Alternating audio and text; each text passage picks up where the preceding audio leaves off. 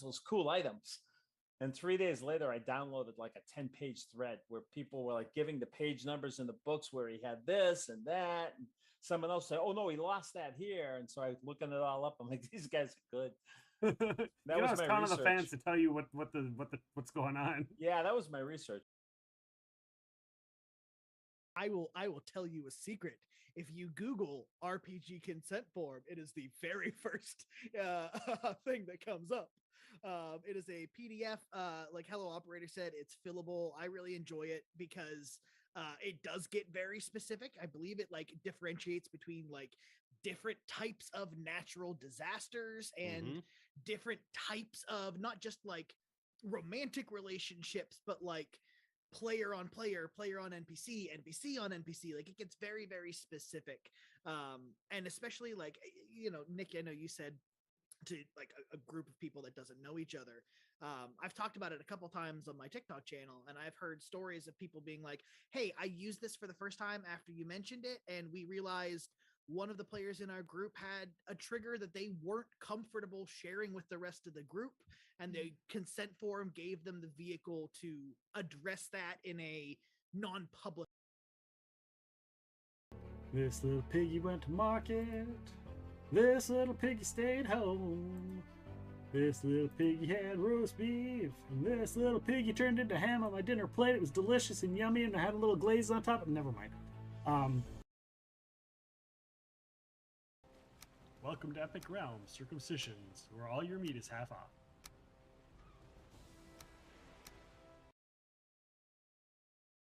First of all, we have the father of Forgotten Realms. He's written source material for multiple RPG systems, and most recently has been working with the Fate of the Norns Athcliath Living City. Please welcome Ed Greenwood to the Game Master's Workshop. Hi, Ed. Hi. Next we have Chris Jackson. He is known for his many series of pirate and sailing novels, including his most recent book in the Fivefold universe, Pacifica. He has written multiple RPG tie-in novels, as well as contributed for books such as Paizo's Ships of the Inner Seas. Welcome, Chris Jackson, to the show. Ooh. And also author, writer, game designer. He has multiple RPG tie-ins as well, and has had a major hand in multiple 4th edition books, and can currently be seen on Twitch's Dungeon Scrawlers channel, where he and the entire cast is comprised of authors and writers. Welcome, Erik Scott DeBee. Thank All you. right, guys. For last time, is he your friend now, or does he hate your guts? Right. Or do you owe him? You know, and all that will play into it. And we've done all the detailing, so you can just end. Somebody can say, "We need cheese. We need stinky cheese." Where I do got we this go? idea for a prank. Yeah, and we got all the shops, and this is what it costs. And if you want cheese with maggots in it, try this place. You know. So we have a game. We have a game on that we do on Tuesdays. It's a Pathfinder game called Curse of the Crimson. You were there from the get-go. Let's. I was there before it was Shadowrun. I was in Chicago for a meeting with the FASA crew, and we were out at dinner, and Jordan Weissman raised the conversation. Okay, what's going to be the next big thing? You know, because they were looking for another property. Right. And this was back in the 80s. So in terms of properties that were different at the time, I suggested Cyberpunk. This was before Mike Pondsmith did his Cyberpunk was out. Right. And Jordan wasn't too sure about that.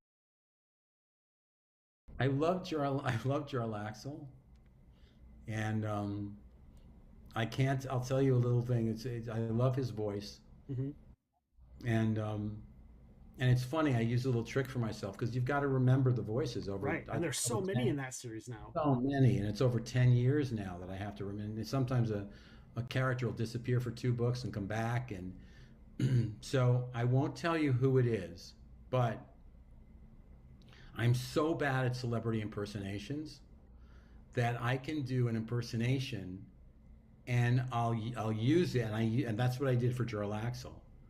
and I get right to the voice instantly, but nobody has any idea who I'm doing. Oh man.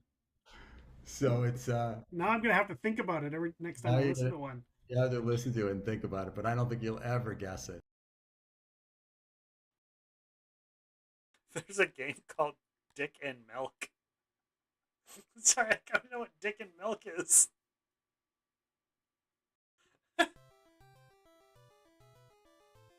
Oh, Nuts and Milk. Dick a game A. I gotta know. Oh my god, they're little penises! Oh my god!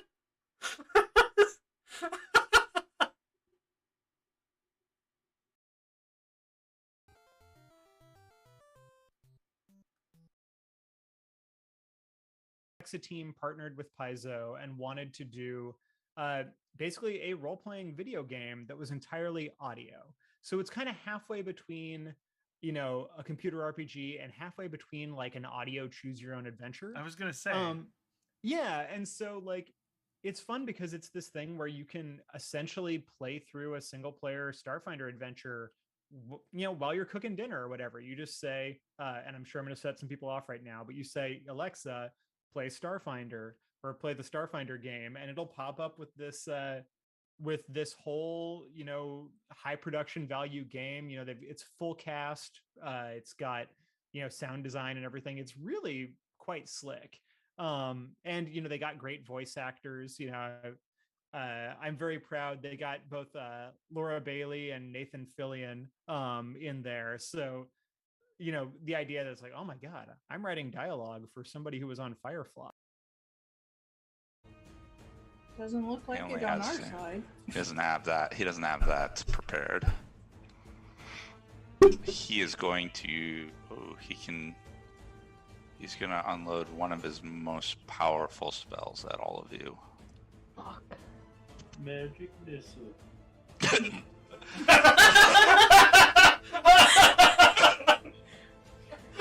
You killed.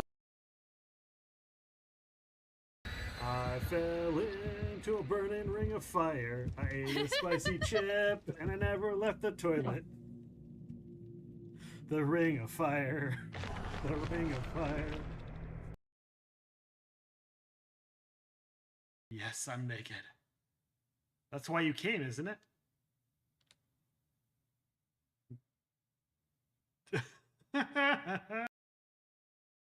But your characters don't know that.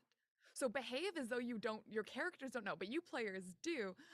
So I can be like very like, imminent danger. What are you going to do? A bucket full of puppies. But like the players know that I'm not actually trying to like traumatize them. Hey, I want to do your books, or did somebody else kind of connect you to? He actually rescued me from Bahrain when he was in his army days. Okay. And he took a helicopter in. No, he's one of those guys who's got pretty good stories like that. So I wish it was cooler. He got onto me through Hunter. Okay. Hunter and he knew each other. Hunter Blaine is another series that I do the Preternatural Chronicles for. And Hunter he was pumping, Justin was starting his stuff and Hunter suggested me. And the thing that sets Justin apart is he's like, talks the talk and walks the walk, in that he's like, I want to do this, and then he does all these things to follow through, like getting the sales up by working the promotion, by putting some money in, so we have really killer covers now. So he's one of those guys that like is hungry and also really easy to hang out and talk to, which are sometimes don't always go together. Anne's got a really good piece of advice for everyone. That is universally applicable to every single person. So my advice is, as a dungeon master, one of the hardest things is getting the players to follow the plot and getting the players to listen when important things are happening. And there are lots of ways you can do this. You can try to tie it into backstories, you can give them narrative stakes, or you can do what I do, which is just introduce a new NPC with this voice. Just give an NPC this voice and now they're listening. It doesn't matter. You don't have to have even a reason for them being there. It's cheating, and I don't care. That's all. So there you go. Wait, aren't you supposed to tell us what to do now? What are we supposed to do? No, I'm good. It's better than beating it, though. I mean, tenderizing. That's what we call it. That's the technical term of beating your meat, is tenderizing. Shame on you all. Down in the basement, that's where I got hooked. But somebody made a very good point. I mean, if their power is invisibility, how could you tell they weren't on the cover? That's true. Good point. Oh. See, this is why the playtest happens. If I'd only thought of that. That's great. Oh, now my brain's blowing. I need to rethink everything. So it is Toivo's turn. Toivo appears, closes his eyes as you explain what's going on, turns its head to look at, or to its head so it's facing the Hound of Tindalos. So Matt and Brian, you hear the cat just growl real low and dangerous. Nick, you hear meow meow, I can smell you, meow meow meow. Roll your attacks, please.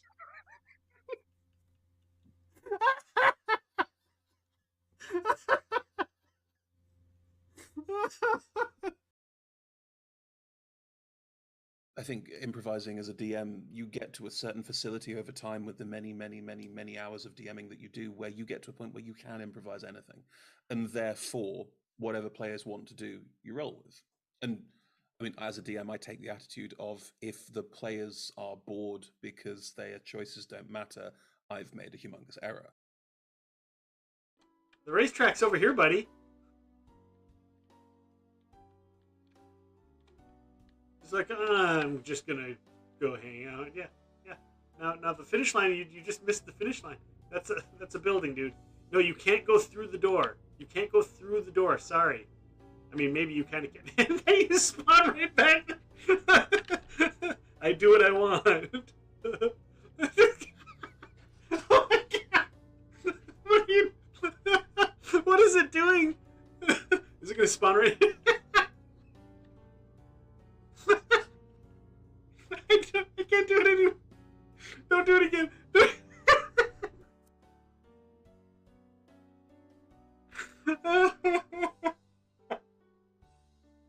I'm sorry. Are you? I'm crying. So I don't know if I'm gonna lag a little bit or not, but I'm going for the unhook. Okay. I am up on second floor in the house. Nice. Be aware.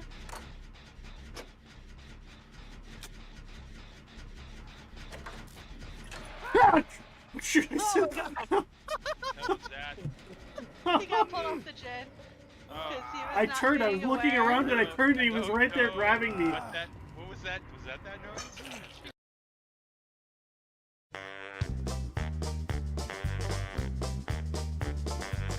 It's time to start the broadcast. It's time to play some games.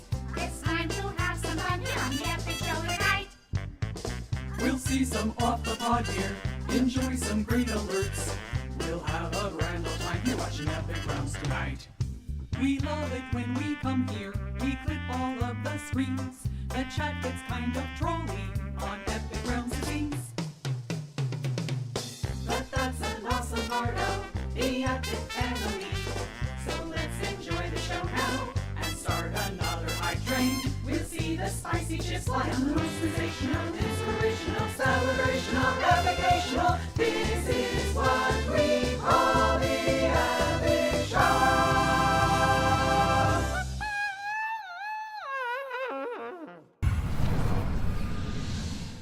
Hello, friends and enemies, heroes and villains. Welcome to Epic Realms presents Conquest Princess with our amazing long list of guests. We've got Seppi and Mark, both from Fight in a Box Games. We've also got the amazing author, writer, Erik Scott to be.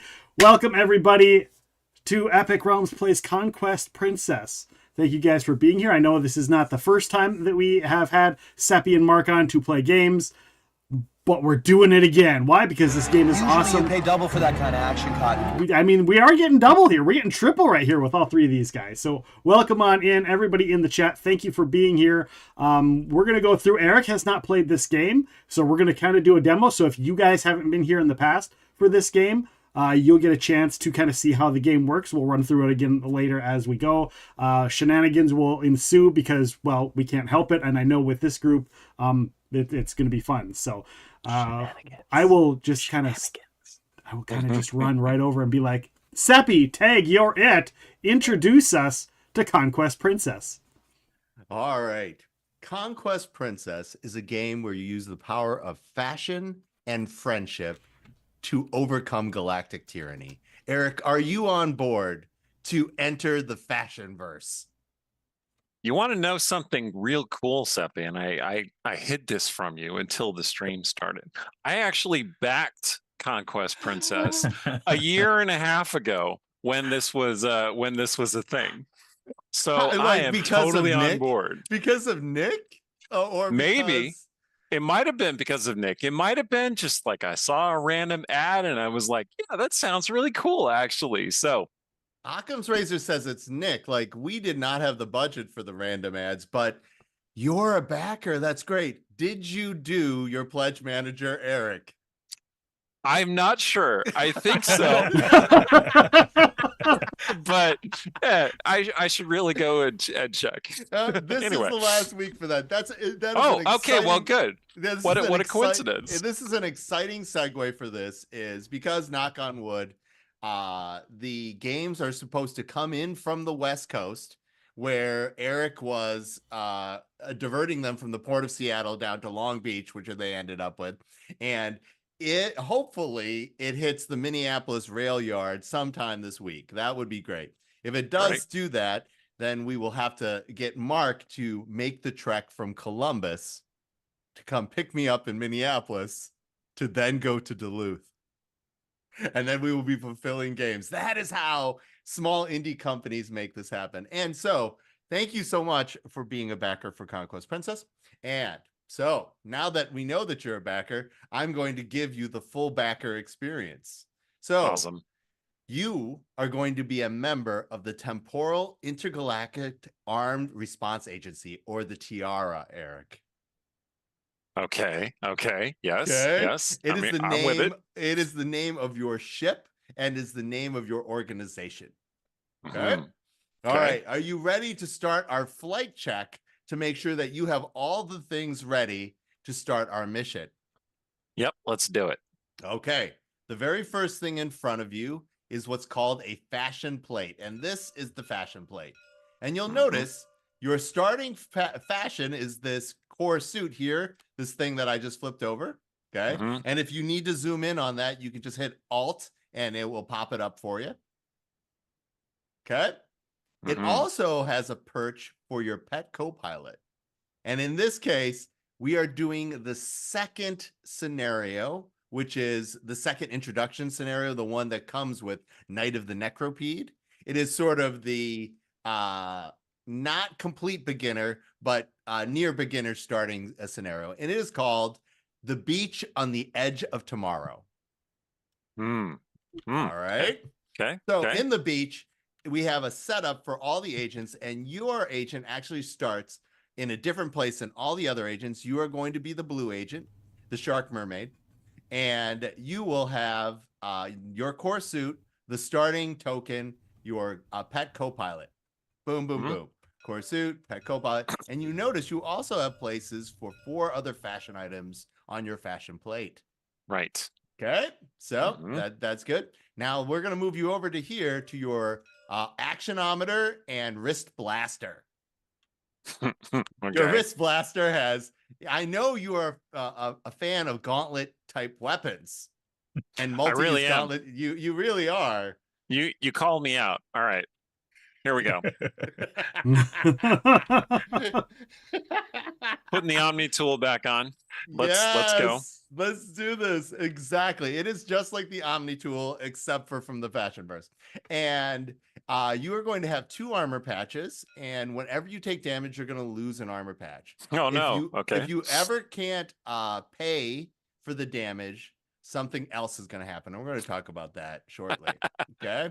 But then you also have 4 action coins, which you're going to be spending during your turn. And then you have an actionometer.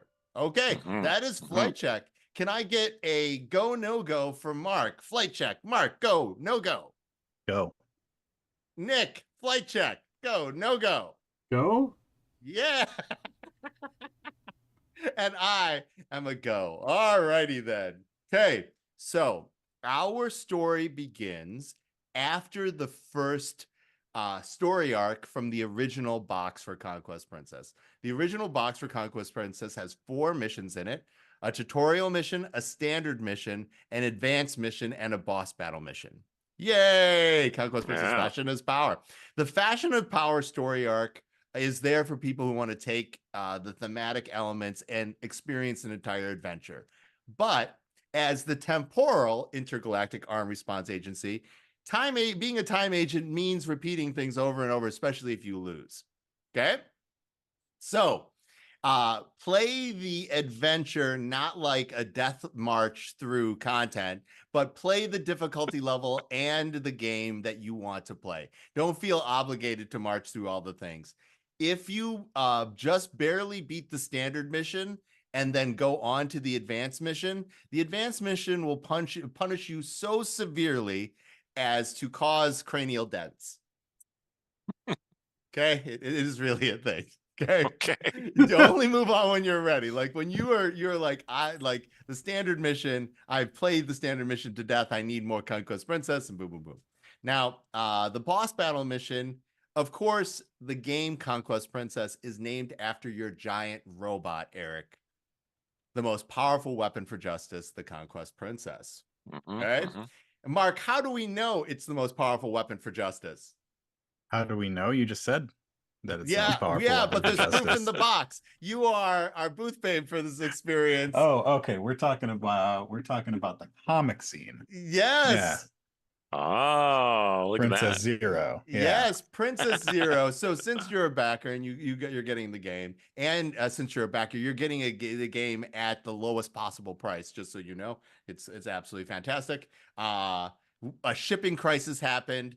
Erik, you helped back the game when the hate groups were attacking us, like Pride Before Last. So thank you so much for that.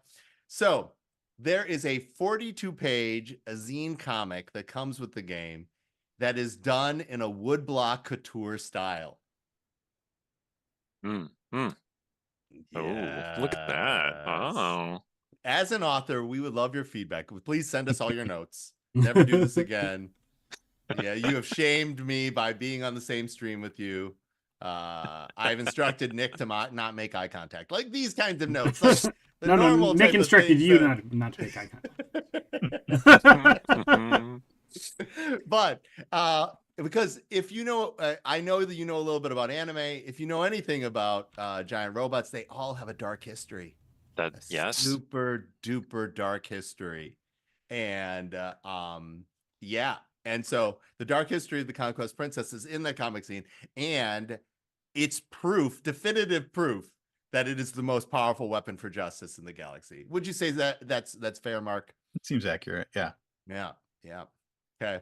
These are the moments when the previous owner of the Conquest Princess does a thing. And so we're not going to spoil the comic book, but you should definitely take time to enjoy it. All right. So first story arc is Conquest Princess Fashion is Power, or Conquest Princess versus the Fashion Tyrant.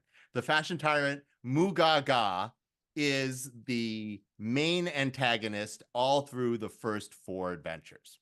But in the final boss battle mission, where you use DDR-like excitement to pilot your giant robot, because you do that in this game, it's very good, you end up defeating the Fashion Tyrant, which then brings us to the beginning of this story. Mark, do you want me to take the beginning of the beach, or do you want to do the setup for the beach? Oh boy. Okay. I can take it. All right. So after Mugaga has been defeated, the agents of Tiara are taking a much needed break. on the paradise moon of Frelisium. Which It is fashion optional. Fashion optional. Beach episode. Got it. This is the beach episode. Red, green, and purple have gotten their swimsuits on and have beamed down to the planet. Blue is still on the ship getting the turtle tank outfitted with his water wings. And Ashi, Ashi, clad in only his board shorts, gets into the teleporter, and as he begins to make his way, beaming down to the planet, the necrovortex.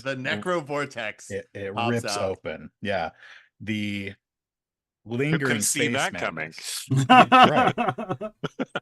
His lingering space madness, which we thought we cured in the unlosable tutorial mission that Captain Ashi marooned, has come back. It's been there all along, and this was Mugaga's secret plan the whole time. Necro minions begin to pour out of the vortex, and the energy from this thing washes over the planet, revitalizing the corpse of Mugaga's pet, the Mechapede. And now the Necropede rises. Thus begins the night of the Necropede. So yes, we had a Trojan hedgehog already. We had the teleporter exploding, like everything in classic Star Trek way has exploded around you. And trapped on the ship is Blue. And that's you, Erik, during the story. Are you ready for your Learn as You Play adventure? Yes, let's go. First, I'm going to clap a little bit for Mark's intro. We're going to celebrate good things. That's Good job. what I'm going to Good do. job, all Mark. day. Thank you. We're going to do all day. All right. So if you look at your actionometer, Erik, you notice that you have places for 3 actions. In the latest version, Mark's going to hold up the gauntlet. These are well labeled, and this gauntlet has gotten tinier. There has been an evolution of this since we played. But basically, this symbol means move, this symbol means shoot, and the last means engage with your problems. Okay? Move, shoot, and engage with your problems are the 3 action types in Conquest Princess. Okay? I don't know. I'm going to say I live in Seattle. Engaging in my problems isn't a thing that I typically am used to, but I'll try and stretch. This is something you choose for yourself, Erik. I'm not going to force you to do these things, but okay. So the very first thing, and there you go. There is the updated gauntlet and actionometer. So the very first thing is I would like you to take a look at your core suit. Your core suit has something called a starter. What does your core suit starter say? Okay. My core suit says that it is slipstream mesh. Take a power cube from the Titan field as my starter ability. So these are power cubes, and this area of the board is called the Titan field. So please take one of those and put it in the requisite space on your actionometer. And boom, look at that snap to action on TTS. Yeah. All right. It's the first time I've ever used TTS, and it's pretty good. You did way better than I did. You're doing great. Okay. So if you see, you are on the wardrobe section of the ship. There's a bad guy in this breach obviously. point. Yes. There's a bad guy in this breach point. And I need you to tell me right now, Erik, are you feeling lucky or do you feel like you need to get to the essentials? No, I think we start blasting. All right. So take your actionometer and take the first coin and drop it to shoot. And boom. Okay. So we're going to move the Bag of Destiny over to you. In Conquest Princess, the Bag of Destiny is shared. So anything good that you take out of the bag will not be available for Mark, who goes next. But anything bad you suffer from will then also not happen to Nick. So just think about manipulating the bag and how we share it is one of the key mechanics in the game. It's also one of the things that makes this game very innovative. So go ahead and shuffle up the bag, and you do that by right-clicking on it, and then the top thing says shuffle, or you can hit R, and then you're going to left-click quickly and grab something out of it. If you do it long, you'll do the whole bag. But if you do it quickly, you'll grab one quick thing out of it. There you go. All right. Hey. So there are 3 types of symbols in the game. This one is a hit. When something leaves the bag of destiny, it doesn't go straight back. It actually replaces the thing, if it's a hit, with the thing that you shot. So this minion got blasted and ends up going back to the temporal shipyard. And then you see your hit left the bag and ended up on that spot on the tiara. Zap. Does that make sense? Yeah. All right. Next, I would like you to take a move action and move yourself 1 space to engineering. Okay. Okay. So that is the So I first move my one. Uh, token. How Yeah. do I mark that on the? Oh yeah. Okay. So I have a One coin action. here. Yep. 1 action, 1 token. So we're gonna go until you use either all your actions or all your actions plus your power cube, and we'll talk about power cubes more in a second. Okay. Now, So is there? Oh, there is a bad guy in here. there is a bad guy in this breach point right here in breach point 1. All right. Well, Blaston was pretty successful last time. Let's try that again. All right, let's shuffle it up. Make sure you shuffle each time, and then go ahead and draw out another one. Sorry, I just click and shuffle a lot. Okay, here we go. Wow, this game Nice. is so easy when you never miss, Eric. Bam. It's just like your writing. It's just everything is precise and on point. Good Uh-oh, job. that's not good. Bad things happen to my characters. That's because you are evil and don't like happiness. It is actually. All right, so take that hit and make sure you replace the bad guy. All right. Now, note to self, Mark. Yes. We want to, when we get isekai'd, we'd rather join our universes than Eric's universes. Like, let us not get Isekai'd into Eric worlds. No, let's go Dancing with Hedgehogs. No, don't. Well, okay.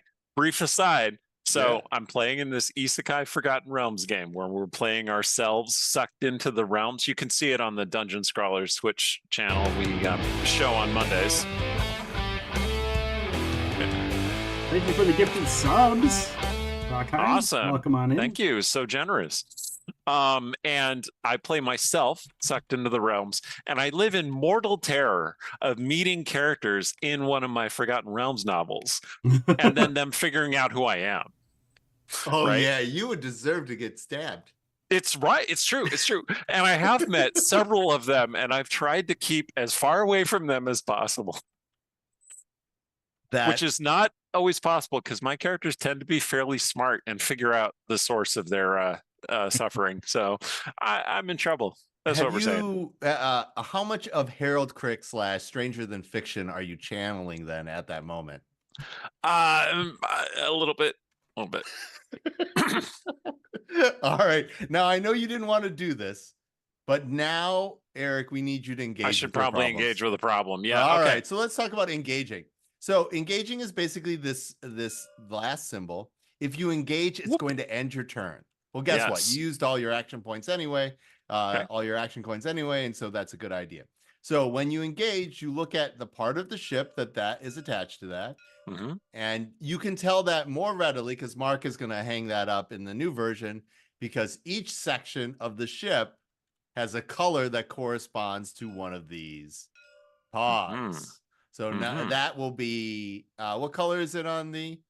Green. Yes, it's green. So green like the agent who hangs it out there. And so what does this hog say about the engage action? It says repair any ship sector or launch the Titan. What appears to be a nuclear bomb. The nuclear bomb is the Titan tile, and I do like the fact that you called it a nuclear bomb. That makes me happy in my core play, Sarah. And I'm like, I feel like those are two very different actions. They are. All right. To repair something, you choose the location, and if it has the critical side, like a completely empty space, that means it's critically damaged. Oh, And on all the right. new version, you can see the word critical, and Mark's going to show you that right now. You can see the critical where the space is. See, it's we made it so ominous and dark. Nice. So all you would do is then find the damage side, which in this prototype looks like this, and you would drop it into that place. Okay. Okay. I like how it originally said status, do not teleport. yeah. But now that that's covered up, that no longer case. If it was damaged already and you repaired it, you would flip it to its undamaged side. Does that make sense? Okay. Yeah. All right, so things have like tiers of damage. Yes. From totally inoperable to doesn't work super well to working normally. Yes. Yes. Okay. We have auxiliary power. We have not working. We have auxiliary power. We have perfectly functional. Gotcha. Okay. All right. And it's not like anybody else's IP, even though this has been called Sailor Moon meets Star Trek. All right. No, I'm getting that. All right, Erik. Now, the last thing in your turn, you will be checking your actionometer and specifically your transformation sequence to see whether or not you will magically girl transform. Did you know that a magical girl transformation is a possibility? Did Nick warn you? Nope. I mean, Nick didn't warn me, but I've seen the art. And I understand. Like this does not surprise me, and I am pleased. Oh, that is great. So, what is your transformation sequence for Blue read? Now that you know what the symbols all are, and you look at your sequence, what would your actionometer need to read for you to have triggered your transformation sequence? Okay, so it would have to be move, shoot, therapy. I mean, engage with problems. Therapy, yes. It's move, shoot the therapist. That's right. Move, shoot the therapist. And you would also need, you see how there's a link? You would also have need four of those power things. Correct. Okay. So you need 4 power cubes and do your sequence, and then you will magically girl transform. And we'll take you through those steps in a bit. And I'll have Mark. If I do the sequence before I have the power cubes, nothing happens, right? Nothing happens. Okay. Yeah. Yeah, your power bar is not high enough for you to throw the fireball yet. It just doesn't happen. Okay? All right. So that was a very successful turn, Nick. Yes. He was poo-pooing the whole thing. He was like, it's not happening. Look at him. It's not happening. But we're going to clap multitasking here. Nick didn't think I had fashion game, but apparently I do. You do. You do. All right. So for this first turn only, we're going to go counterclockwise. Which will make purple the next agent.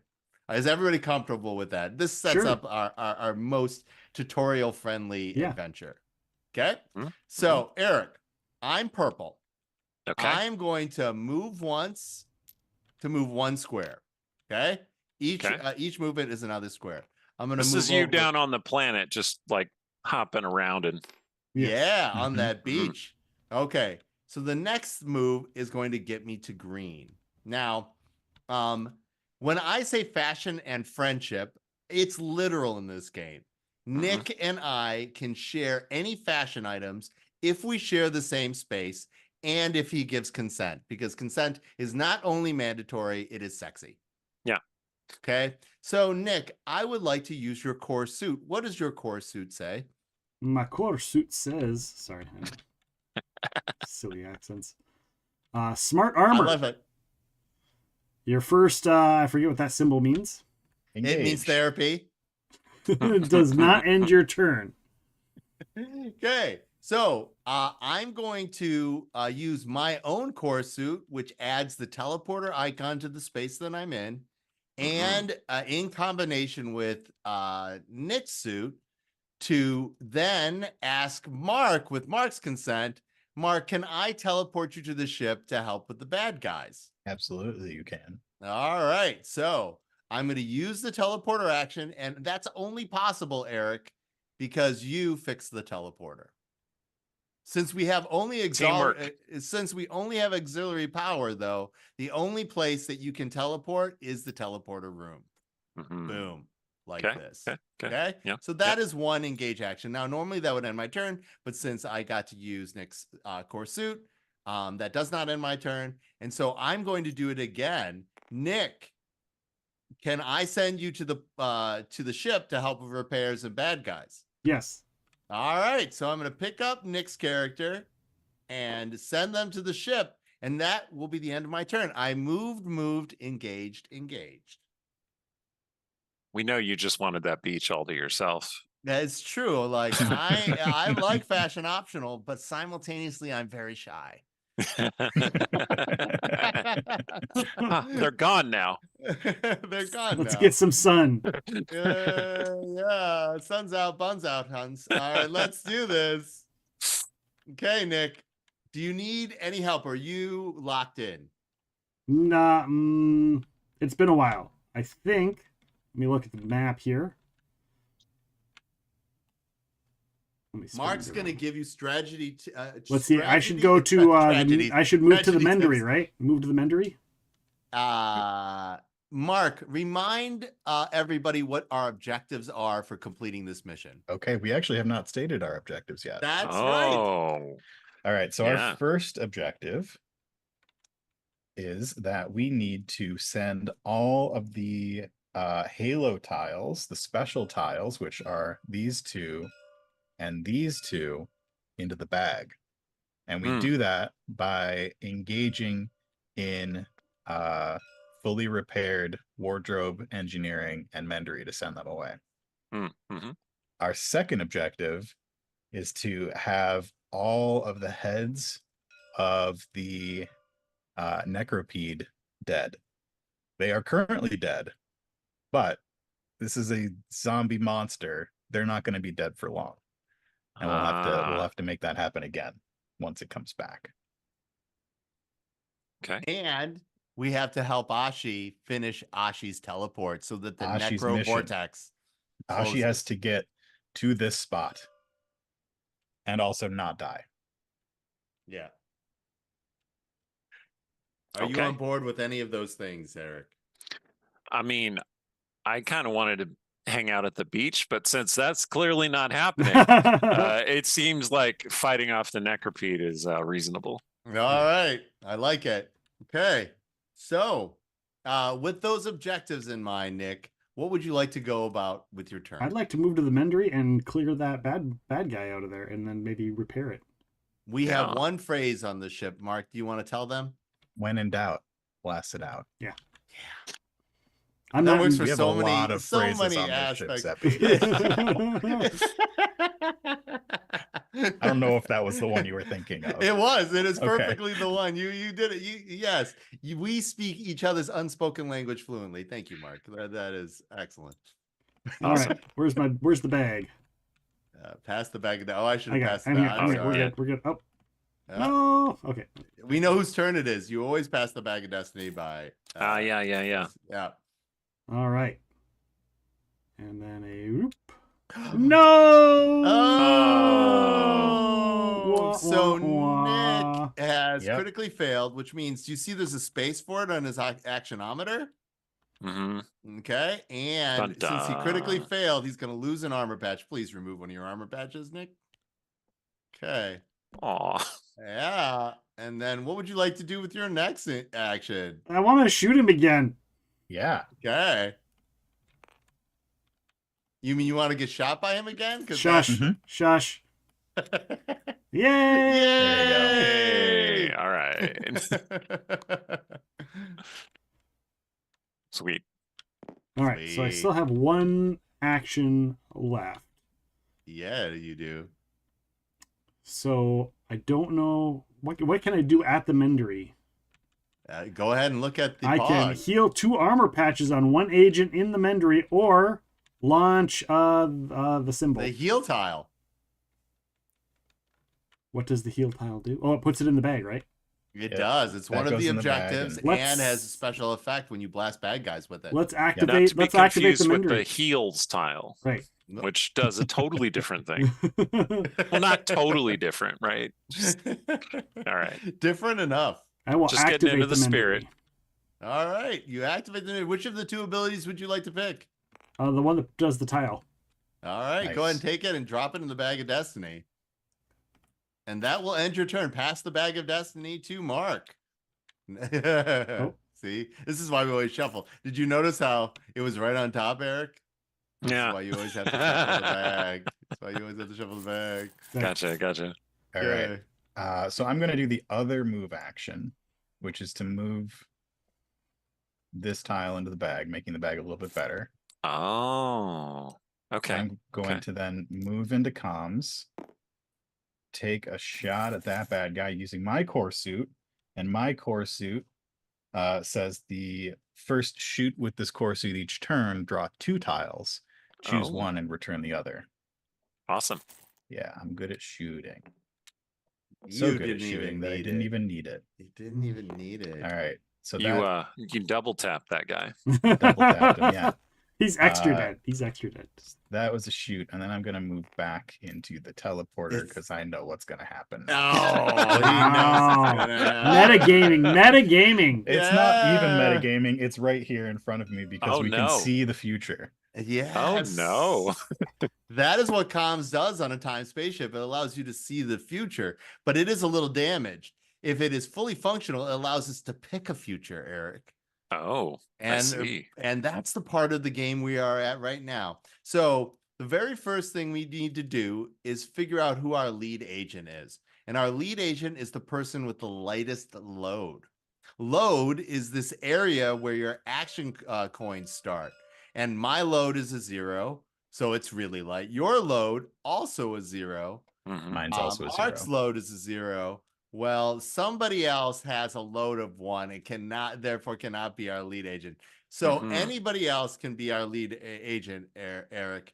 Who do you think should be our lead agent? Well, this is probably a tactical decision.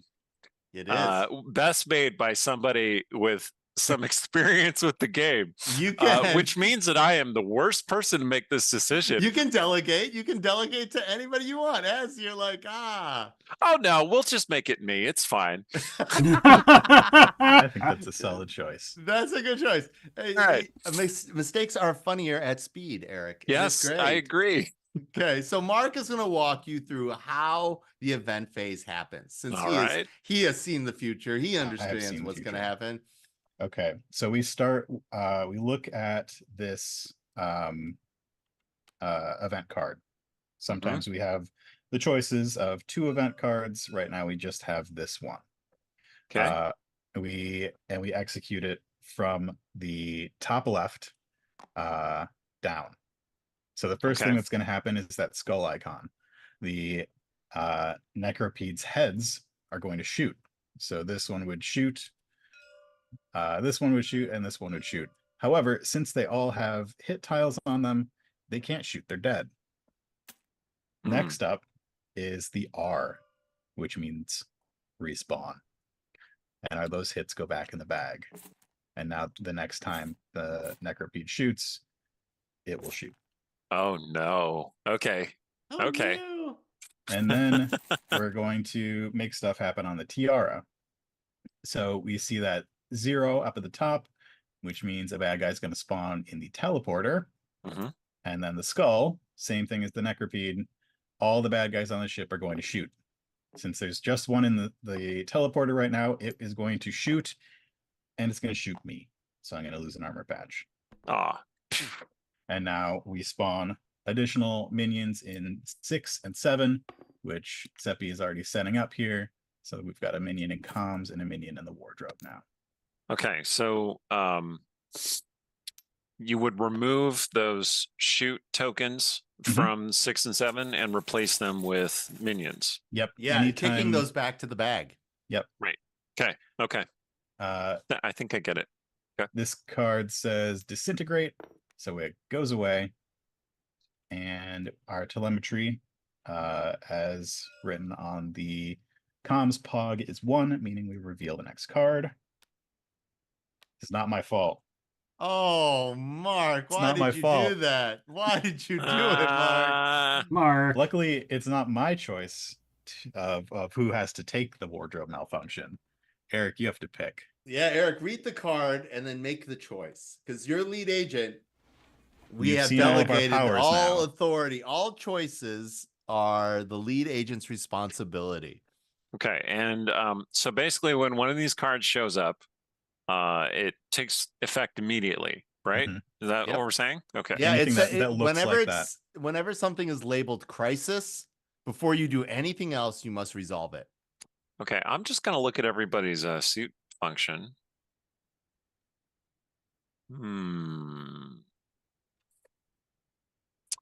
Okay. Seppi, how important is it for you not to be there on that beach? Or is it useful for you to be on that beach? I'm the only way.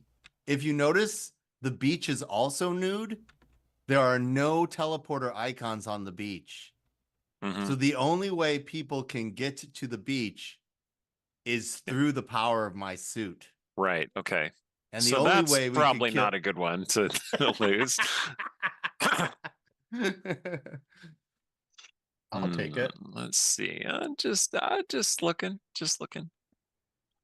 I mean, you have been pretty good with the pew pew so far. It's true. And Nick's there got are a bunch of bad guys. Yeah. And Nick does need to heal himself a little bit, right? Nick has the engage power though, and we have to engage to get all those tiles in the bag. Yeah, that's true. All right. And twist my arm. I'll give you the wardrobe malfunction card. Thank you. And it goes what? On top of the core suit. On top of yes, okay. Yeah. And then we have to draw a new one? We do. Yeah, because it says on the bottom of this card, you have to Great. draw again. Great. Let's see. F to flip. Oh, F to flip. Press Yeah. F for flipping. Okay. Hey. Zeroing in. Reward the cosmic cat to one agent. So the cat co-pilot is really important in the Princess Zero prequel comic. And so thus zeroing in is a reference to that. And now you get to decide who is rewarded their co-pilot. Now notice the pets don't like everybody. Oh. The cosmic cat only will work for red or purple, where the turtle will only work for red or blue. Gotcha. Okay. You know what? I feel bad about giving you that wardrobe malfunction, Mr. Berserker, and I am gonna push this cat over toward you. I don't know exactly where it goes. Up in the pet space. Gotcha. Yeah. Okay. All right, I got a cat on my shoulder. Sweet. Oh, it's perfect. He loves that. It's holding your wardrobe. It's holding your wardrobe malfunction in place. Yeah. The cat might have caused your wardrobe malfunction. That is actually very canonically possible. And it says we got to draw again, right? Yep. Yeah. Okay. Oh boy. Right. Okay. All right. So now that we can see a clear future to plan around, Erik, it's time to move on from the event phase. So these things don't happen immediately. They're going to happen at the end of this round. At the beginning of the next round, yes, absolutely. Yes. Okay. The first thing every round that ends up happening is the bad guys get to go. And that is called the event phase. Okay? So since you are now our starting agent, you're going to start with the first part of your turn, which is reload. Reload means to make any choices having to do with your load bar and then resetting your coins. You have no choices because there are no tiles there. And and that's it. So that's it. And then you're going to do your starter, and we know what your starter does. And I get one of those cubes. Yeah, you do. And notice that there's a finite number of cubes. I do notice that. Yeah. Okay. So let's see. What situation are we in? So there's some fighting going on in the central area, but I'm sure the Berserker's got it, no problem. Sure. Now that I have the cat. Yeah, we're gonna go in the proper order now. Mark will be next after you because we're gonna go clockwise, like the same people. So there's still some stuff that needs to be repaired in the teleporter. So. And the other spaces seem to be functioning normally. Is that what that symbol means? Yes, the engage is perfectly, But remember our objective. Our objective on the ship is to get all those power tiles into the bag. Right. Okay. All right. I don't have that magic thing where I can engage with something without ending my turn. So Okay, what I'm going yes. to do Mm-hmm. is I am going to, let's see. All right. So I'm going to move. Now, with the move action, are you going to go to another part of the ship or pick up one of those hit tiles and return it to the bag in the section that you're in? I think I'll return one of those hit tiles. That's good. What's Proper the... sack. I know you've been told this before by people, Eric, but proper sack maintenance is just polite. Right. Yes. So the blue is a hit.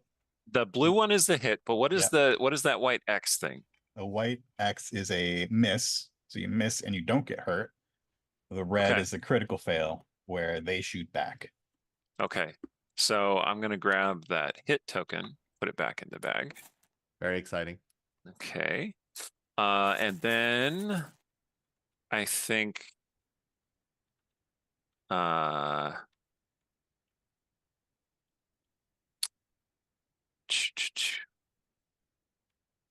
should go into one of those other rooms and help out with some fightings. Great. So let's do another move so I can get to the wardrobe room. I love it. Okay, here we go. Nicely done. And then I'm gonna blast that dude. And then we started blasting. And then we started blasting. And then we started blasting. And let's see. I hear some shuffling going on. Yeah. Whoop. Oh. Oh. Oh. No. So where does that go, Eric? So that is going to go on that space. Yes. Yep. And then what else happens? And then I lose one of my armor points. Correct. One of my armor patches. Where I don't remember where I put it. I'm just going to put it off to the side. Yep. At the moment. Good. Okay. Yep. And then I have one more action to do. Yeah, I guess I'll fire again. Hope that I get it this time. Whoop. Woo! Oh. So good. All right, so the heal tile does, not only does it blast the bad guy and go on the board, it Sweet. also heals you, repairing an armor patch worth of damage. Oh. Okay, so my armor patch goes back on there. Nice. It does. But even if you use a normal hit because of the turtle tank, what does the turtle tank do? Let's see. Oh yeah, good point. When you hit an enemy, you heal one armor patch. Yeah, okay. Yeah. All right. Now you have some choices, Eric. Mm-hmm. Do you want to use one of your power cubes to engage the last column, working us towards the objective, or do you want to save it so you can magically girl transform later? Yeah, I'm going to use one of those cubes to engage the last column. All right, so that goes I put here. The cube back, or no, it hangs out on your board. That's what makes it so devious. I see. Okay. Yeah. Boom. Okay. All right. So I am engaging with some issues. Okay, and what does it say under wardrobe?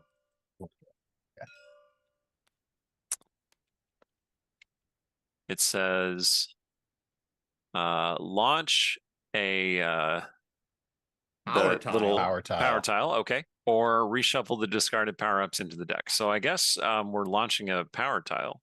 That is a great turn. Good job. Yep. Great. And what happens with the power tile? It goes in the bag of destiny. Goes in the bag. That's right. Okay, cool. All right. So I will move it into the bag. Whoops.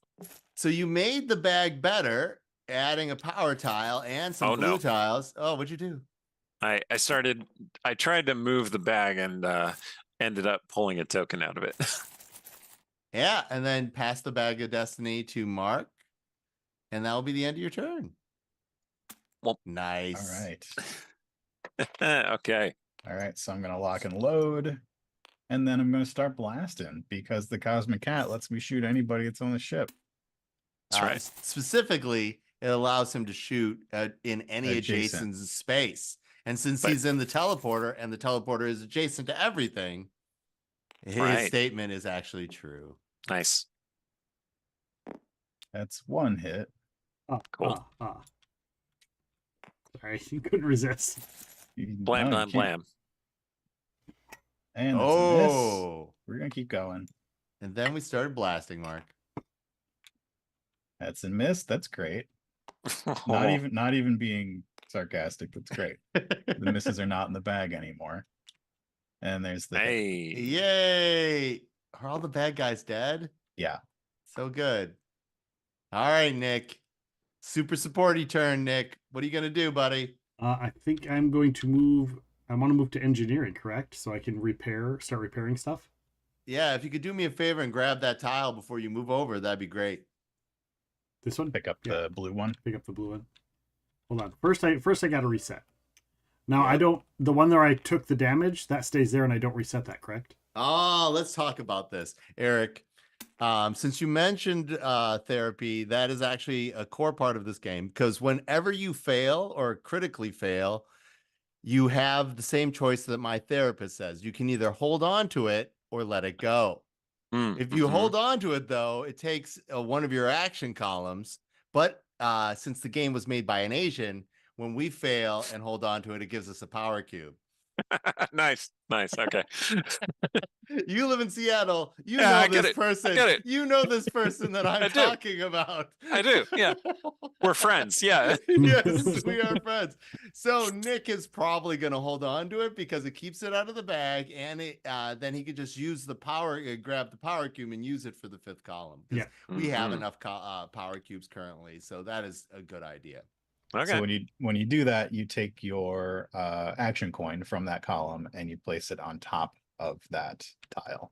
Because you have to do what my therapist says. Next turn, he's going to return it because you can only hold on to things for so long, Eric. And then I, of course, say, watch me. That sounds like a challenge. It sounds like a challenge. Either of those places are good, Nick. Right. You can put it in any of those spaces.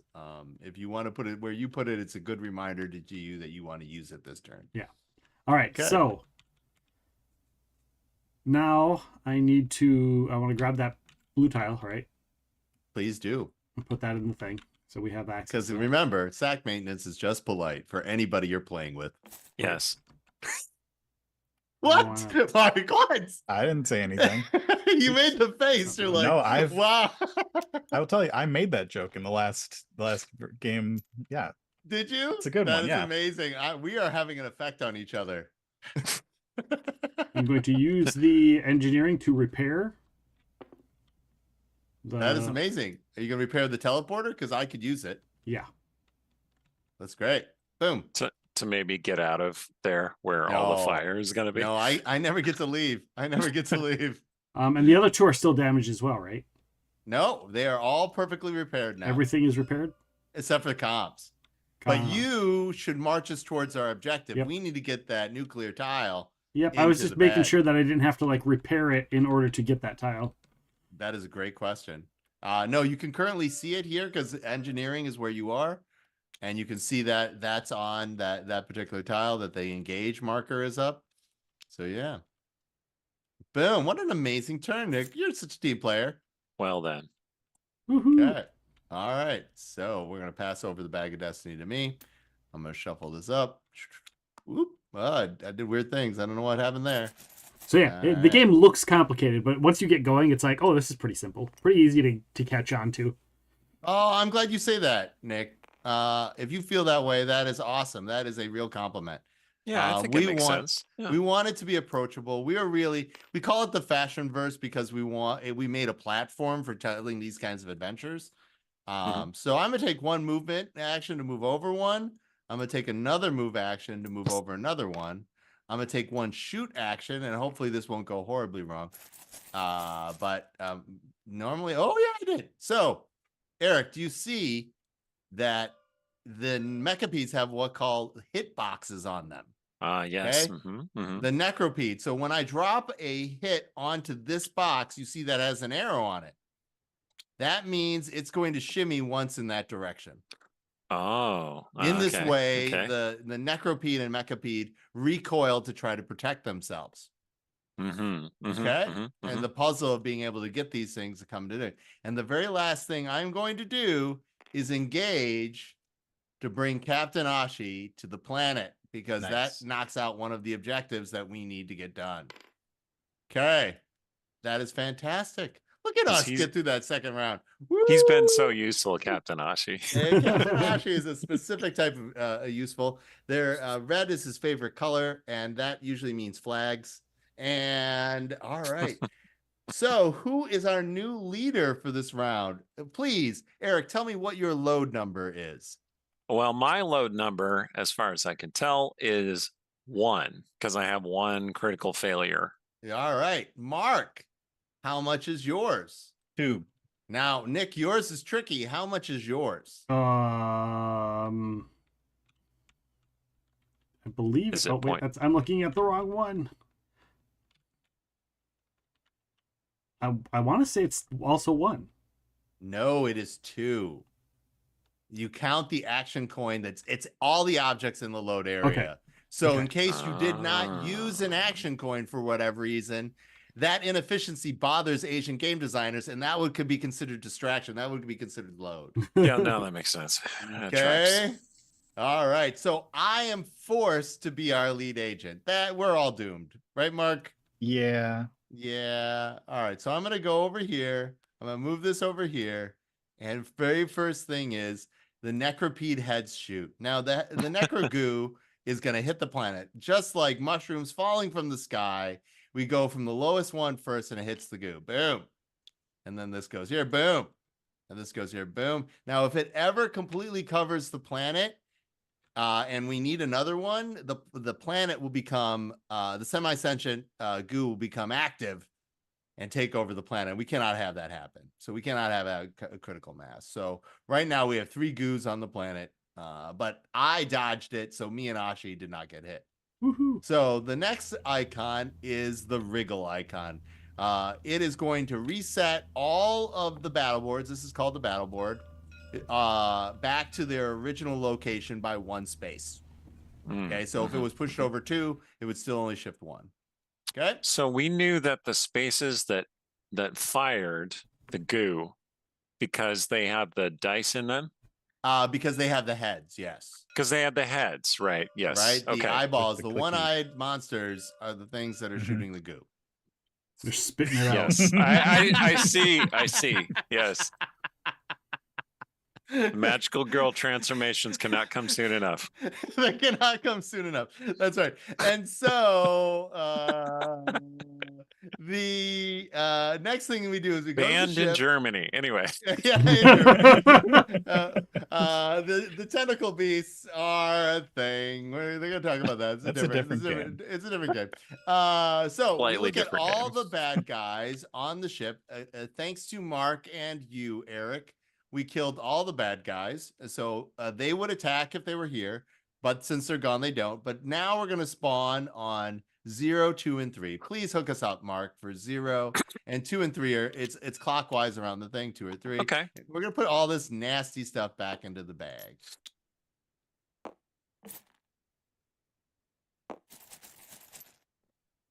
Okay. So I'm looking at our objectives, and we only need 1 more tile back to the bag. And we need to start working on these necropede heads, which is a pretty big deal. So the tile we need back to the bag is that the golden power up one. Yeah, the last one. Okay. We need to get that back into the bag. And so we do that from engineering? From wardrobe. From wardrobe. Okay. It's gotcha. the wardrobe's critical function. All right. So did that one say disintegrate, Mark? Or what did that last card say? Oh, it didn't say anything. So it goes here instead of going here. It's particularly bad. So the particularly bad ones end up getting cycled. Now, since comms is still damaged, we don't get to see 2 cards, but whatever this is happens. Oh, okay. So we now see a clear future, and we are ready to go on to my turn. All right. So I've got the starting button. Now, Mark, do you have the fancy starting coins that come for the all-in version? Oh, yeah. All right, Erik, how's your Latin? You know, I took a full year of Latin in college. All right. So it's not non-existent. All right. Can you read that, or would you like us to read it to you badly so that you can tell us what it means? Let us see. Ut Okay,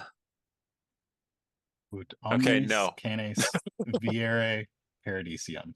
Yeah, I could read it. I don't know what it means. All right. It's something about dogs, though.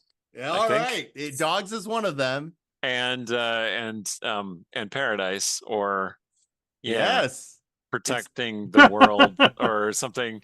All right. My Ut Latin omnes- is not non-existent, but it is bad. Think of You pop look culture so references. close. Eric, listen to yourself. You said dogs. You said paradise / heaven. Mm-hmm.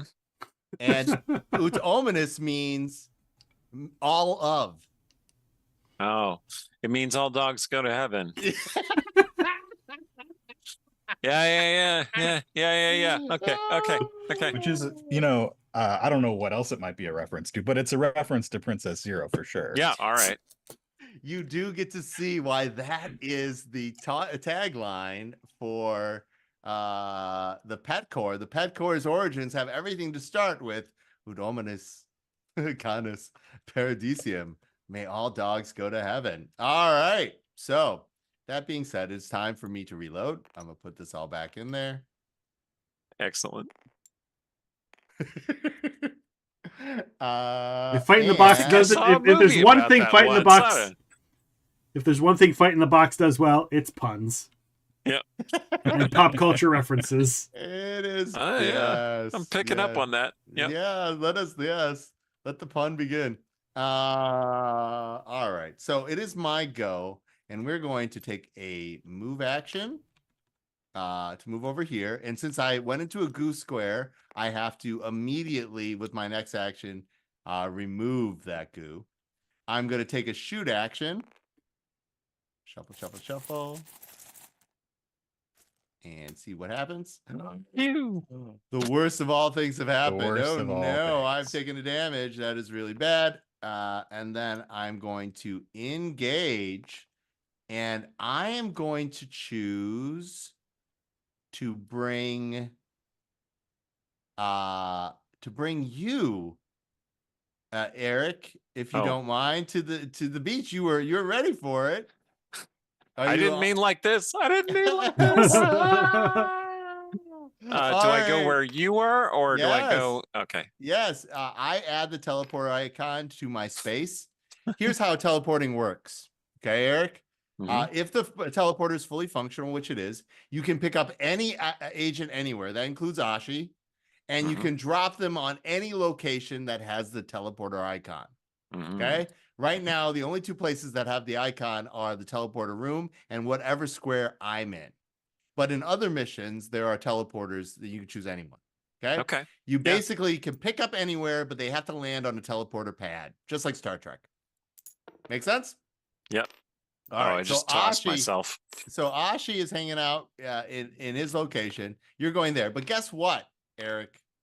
For having your molecules scrambled, and when you're between dimensions, you get to pick up something nice from the recycling bins of time. This Cool. is The called- recycling bins of time. Yeah, this is called fast fashion. So you are allowed to draw one card of fast fashion and add it to your wardrobe. Go good luck. All right. It's not without danger, though, Eric, just so you know. Oh, good. Good. I like it when there's danger. Yeah. Slipstream slippers. Disintegrate. Place your agent 2 spaces away. All okay. right. So that's like a one-time use effect. It is, but more importantly, it goes onto your outfit. So go ahead and place it where it's supposed to go on your outfit. Right. Excellent. There you go, Nice. matching the icons. Perfect. Good job. Okay. All right, Nick. In Conquest Princess, fashion is what? Power. Power. So at any time, Eric, you can disintegrate a fashion item and turn it into a power cube. Oh. Yeah, it's definitely Sailor Moon meets Star Trek, isn't it? Yeah. Eric's like, oh my God, they have my money. We're not gonna. You do. Literally. It's like we're not gonna talk about how those transformations happen exactly. But yeah, all right, okay, good to know. Good to know. Okay, good to know. so I got that. That's good. All right, now it's time for me to pass the bag of destiny to you, and Great. you to go about your turn. So the very first thing you do is lock and load. Yeah, no, I arrived into this space where there is just so much blasting going on. Are you going to lock a tile? So remind me what happens when I do that. You get yourself an extra power cube, but you cannot use that column this turn. Yeah, I think I'll do that. All right, so grab yourself an extra power cube. So this Cool. power cube that you burned last turn, this is when it would return. Great. And now you'd grab one because you held on to things. I'll take that right back. And then you will take one because, yeah. So if you had use of this column, you could have disintegrated this item and gotten your transformation sequence off. But because you locked this tile, you will not be able to do that this turn. Yeah, but that was also how I got the one power cube as well. So I couldn't have done it, but I got really close. There's extra shenanigans. You could have forced yourself to teleport yourself, hopefully get another fashion item, and made the transformation sequence happen. It's that level of like extra thinking about using the powers together and however, which you need to be able to do the like advanced mission and other stuff. But for right now, do whatever feels good. Yeah. What feels good is blasting. So let's pull out the guns. So we're gonna take our first action, which is to blast, and hopefully. Whoop. Oh, look at you. Okay, so this will go in that square because the bad guys have phase shields, Eric. It's not like there's any reason you could only shoot straight up. So you can only shoot straight up in this game. And now what does that arrow say? That arrow says it moves space over. Yep. And you can now shoot through this space and shoot that eyeball because that space has already been destroyed. Does that make sense how to read? It does. Hitboxes on the Mecha board? Yeah. All right. So I'm gonna do that. We got the power tile. Oh yeah. When you hit a power tile, Eric, you get to power up, which means you get to choose something from the fashion line. But let's talk about the dangers of the fashion line. As Nick said, in Conquest Princess, fashion is what? Power. All right. This is called the power deck. If we ever run out of power, Eric, i.e. this deck runs out and we need a card, the timeline will reset and we have lost. Gotcha. Okay.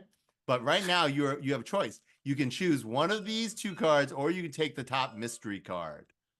You already have a pair of boots, but some of these are really powerful. Mark, what are his choices on the fashion line, if you could tell us? The choices are the shock absorbers. Their ability is after your agent takes damage, return any 2 tiles from hitboxes.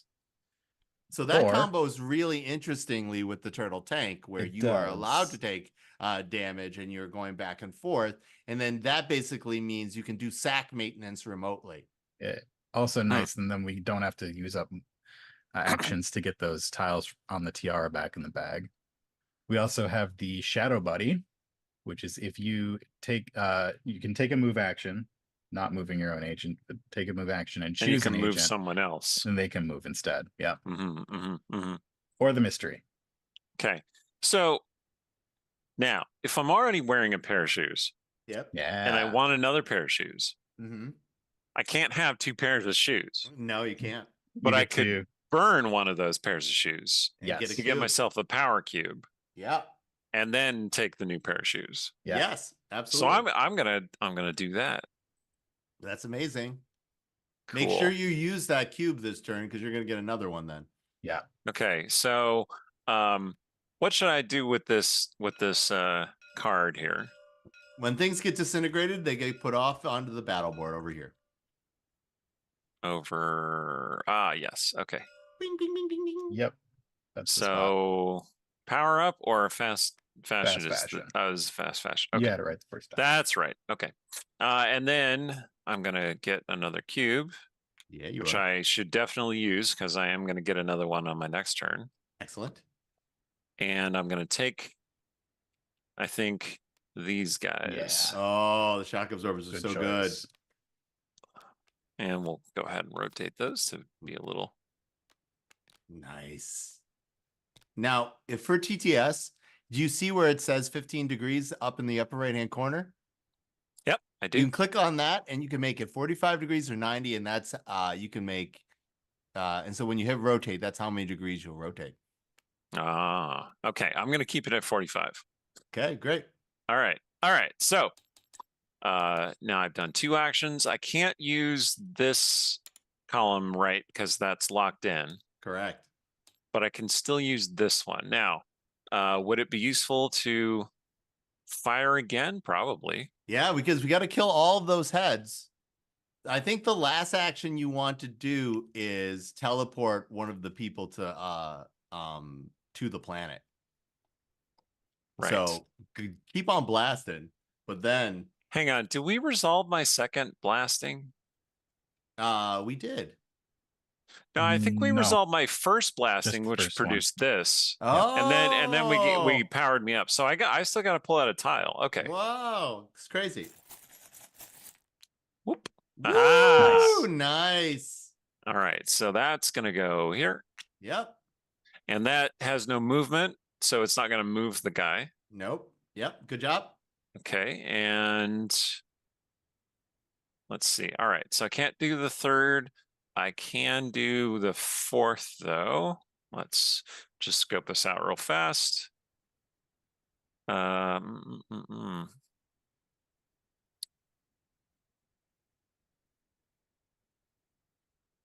Yeah, maybe all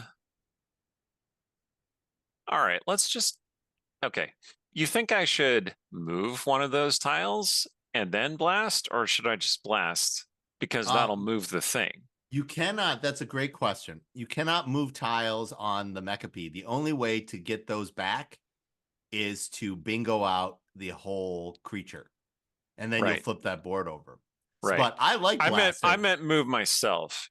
Like, no, should I move? we should stay stacked up. All right, I'm gonna blast then. See how this goes.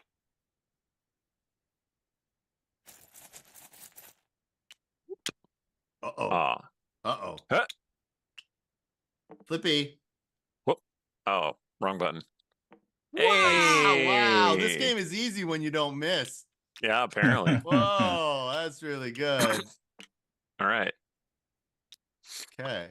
And okay, so I'm going to use that power cube to do Yeah. something on this last turn, and I feel like I don't know if blasting it would be all that useful. I can engage with something. Yes, Can I you can engage with something from where I am? Yes, because you can. My core suit, the teleporter, is an engage. Right. You just have to ask for consent. Okay. So would I teleport you, or would I just teleport anyone? You get to pick who you teleport. I allow you to have the ability to pick. Right. Okay. Let's see. Would one of you like to teleport down to the planet? I would. Okay, I would like to teleport our berserker friend down to the planet. Let's do it. Berserker. So I'm gonna move my power cube down onto this engage. Okay, there we go. All right. Go ahead and shuffle up the power, the fast fashion deck, Mark, and choose the form of the destructor. Of course it's that. Of course it's that. Well, what we're gonna do with that is, since 0 is adjacent to everything, we're gonna put the mend tile back in the bag. That's a terrible idea. No, it's great. I love it. No, because then that guy has to be defeated to get the last tile. Oh, that's true. Yeah, that stinks. Okay, so we're gonna not do that, and he's gonna go in 6. Okay. Fashion. You put a lot of pressure on Nick. Nick only has to shoot one guy to get down to the planet. Those are the famous last words. Only has to only gotta hit shoot one one success. You highly underestimate my ability to succeed. That's amazing. All right. Let's see. Remember, you have now access to all the fashion items. Yeah. Yeah. You know what? Including a starter. Do I want to hold on to this miss? With my luck, I'll just draw it again. So I might as well just hold on to it. Okay. Okay. Are we out of power cubes? We are out of power. Yeah, I just took the last one. We hit the power cube limit. Okay. So we're going to I'm hopefully gonna put some of my power cubes back fairly soon. Well, when I go, mine's gonna go back. So, But I'm We're hoping gonna start to. shooting. I'm hoping to turn into a magical girl, at some point soon. We'll see. Are you? We'll see. Oh, you're shooting one over. With the Oh, you're cosmic gonna. cat. Yeah. Oh my gosh, are you gonna try to bingo that board out? What are you trying to do? I'm trying to clear up this space so I can shoot his next head, which would then leave this head available. So, fingers crossed. Fingers crossed. As Shooting you again. see, our hits are starting to diminish, Eric. Mm-hmm. Like every time he 'Cause- succeeds, we're both excited, but also dreading a little bit. Yep. Because there are only so many hit tiles in the bag. Yeah. Ah, okay. Wow, That nice worked out. job, Mark. We're gonna do it. Yeah. nice. Oh, Whoa. Covering itself. That's Okay, very that's exciting. my turn. That was a dang. really good turn, Mark Eberhard. This is the most lucky turn I've had in a while. Yeah, it was pretty spectacular. I'm not gonna lie. I had not anticipated that level of success from you. It is inconsistent with previous historical documents. Amazing. All right. All right, Nick. Time to reload. All right. Reload. So now this tile goes away because I reset it last It time. has to go back in the bag. Put it there All till right. the bag comes over. Yeah, I'll get it. Thank you. And the power cube goes back. And then the power cube. Look, we are no longer out of power cubes. All right. So I can't leave this room until I kill this guy, right? You can leave. You can leave the room. You can do whatever you want. We really need you to get that last tile into the bag. Right, but I got to get over to wardrobe to do that. Yep, you can take a move action and get in there. We'll do that. And then engage, right? No, it's great. Team player. Okay. Oh, I thought there was one more action. Oh, well. No. All right, we're gonna have one more round. No, all the cubes are done. Oh yeah, we got definitely have one more round. Yeah. So I thought we could get it. Did we hit all the tasks? What's the other task? No, there's this one last more. head's not dead. The one last head's not dead. And we can't get you to us to make the final shot. So this is when things are going to go I off use the teleporter and get you there? And get me You there? can, but you'll have to move to the teleporter, shoot the guy, and shoot that guy. Oh. Well. You should look at what you want to do with your life. I want to rock. And I can't use the heal. I can't heal anyone. Can't help. No, there's really no. no. You could add those back. You could use 2 actions to add those back to the bag. You could go to some place and blast the bad guy because you notice. Yeah, the bad let's add guys those back are to the going bag. to attack. Let's add those back to the bag so you guys have All those to shoot with. All right, let's do it. right.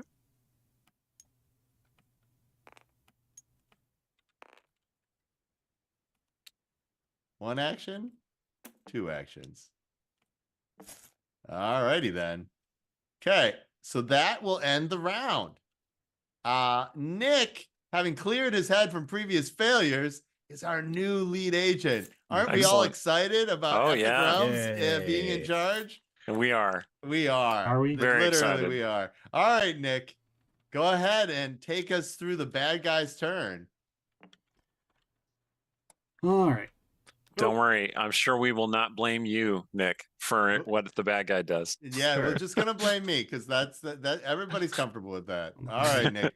was It's rotating. the best if you take it over to the area that you're doing so that you don't. Yeah, I was just confuse the rotating. other I went two. to go rotate the screen so I could see everything upright, and then I accidentally rotated the whole thing. So, first the bad guy goes spatoodle, but there's only one head, right?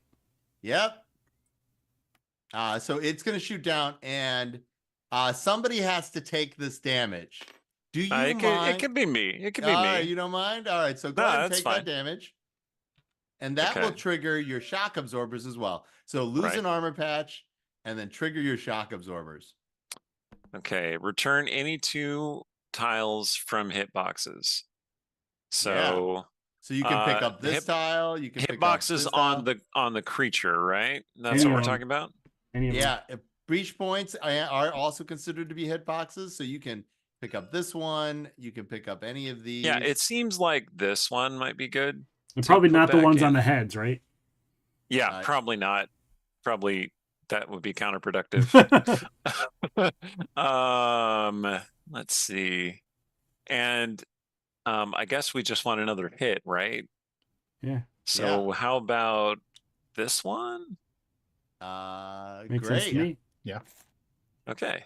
Oh, actually, that one's going to get kicked back to the bag because of the card. Oh. Well, does it happen? Which happens first? Yeah, we want to get maximum number of hits back, right? Okay, so Gotcha. maybe like I'll grab this one. Okay. Cool. Okay. I love it. The way you said cool makes it sound like that wasn't necessarily the best choice, but that's okay. That's okay. No, this no bad decision. high just pitch bad game also game makes it design. seem The like high maybe it pitch also. wasn't the Yeah, I best wasn't going to say it, but Mark said it. Yeah, it's fine. It's fine. It's fine. Cool, It's fine. cool. All right. And I forget what the R does. That means the heal, right? Respawn all the heads. Respawn. Oh no. We didn't make it in time. The necrophilia close. regenerates. It's terrible. Dang it. Dang it. Dang it. Dang it. Okay. Well, we got a lot of hit tokens back. They can't be that bad. It can. It can be that bad. It really. What are you really guys can. doing down on the beach down there? All right. You all Nothing- left me to nothing fight bad useful. guys while you went to go have fun on the beach. Yeah, That's true. nothing useful. Sorry. All right. So, we're gonna go Nick, move this over here. Yeah. And then Where we- do you want to spawn the guy who's at 0? There's already somebody there. So you can spawn on any adjacent space. In Conquest Princess, every space is adjacent to 0. So go ahead and take a minion and place them on any space that you want them to be in. I don't know if it really matters. Oh, it does matter. It's horrible. It matters. Oh, it horribly. does. We'll do one there, and then all the guys. Maybe I shouldn't put them there. Yeah, I think you should. Okay. Okay. Okay. I trust All the in you, bad guys Seppi. are going to shoot. So that means the Mendery takes damage, engineering takes damage, the teleporter damage, and great. comms is completely destroyed. Oh, Oh, we great. can't see the future at all. Oh no. And green takes a hit. And I green take a takes hit. 1 hit. Oh, guess what? I have Wow. no armor left. You're naked. It's true. You're naked. We're going to talk about that pretty quickly. Okay, then spawn at 1 and 5. All right. So 5 is over here. Yeah. Okay. It's a lot of bad And guys. now this is going to go in the pile over here, not disintegrated because it's one of the more awful ones. And since we can't, there's no more cards for us to see. This card's going to happen to us no Oh, matter what, and we no. don't know what it is. Yeah. I have a feeling I know what it is. It can't be good. What? That laugh always means good. Sure. All right. All right, Nick. So does this mean I go first, or does this mean I get to pick who goes first? No, you have to go first. You are a lead agent. You are leading the charge. I have a suggestion, Nick. Yes. So far, they've been splendid. They have been. Go to engineering, fight those guys best you can, and then try to teleport the teleporter so we can get you off the ship. We are abandoning ship to try to win the game. So repair that does make sense. So go and repair the go to engineering, kill the bad guys, then get to the teleporter. So you don't have to get to the teleporter. Remember, we will take care of you. Right, we just need you to. So we'll just be abandoned on that one. That's all right. We just need you to fix the teleporter because right now, we can't grab you. Shuffle it up. No pressure, Nick. No pressure. Some pressure. Oh, so that goes there. Great. It's fine. There we go. There's one. Yay! You want to take him away for me? Yeah. Good job. Blast again, Nick. Blast again. No! Oh, no! Okay, so do I die? Yeah, let's talk about it. So that goes there.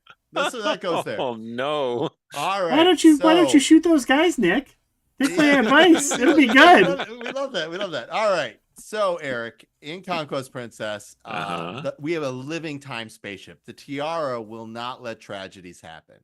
Aww. So instead of letting that sounds kind of threatening, actually. Yeah. Instead of letting the terrible things happen in your novels, that's clearly a thing. Immortality is a curse. Basically. Yeah, we look at to see how many danger tokens there are. Nick, how many danger tokens do we currently have? Oh, let me look. Oh, it looks like 2. Okay, so we are now going to disintegrate the top 2 cards from the power deck, permanently destroying them and adding them to the sidebar. Great. Okay. And by great, I mean not. We got 2. All right. And then that's called a disruption.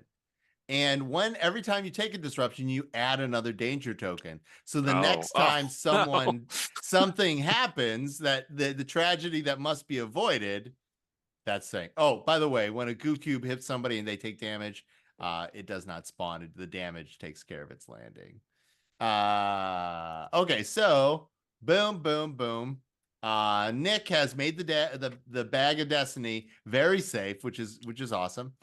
Thank you, Nick, for being a champion for justice. We will remember you here on the other side. Thank you for your willing sacrifice. I was told. I was voluntold. I was voluntold by Seppi. Yeah, it was true. Again, no bad decisions, just bad game designers. All right. God. All right. So the very first thing I'm going to do is, do you need a power cube? No, you have one available when you return it. So I'm good. I'm good. I'm going to take a shoot action. Red suit is out, so I can't. I can't use your core suit because I'm just going to lock this tile. So, all right, I'm going to shuffle this up. We're going to shoot this first one. And this is how I roll. Yeah. Oh, great. Wow.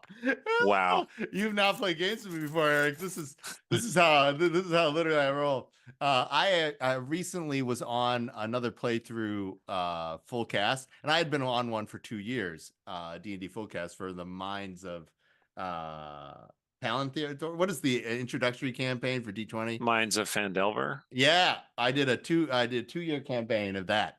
And they could not believe how terrible my rolling was. And so another podcast offered me for their live play video cam. And I'm like, realize my rolls are terrible. They also thought that was silly.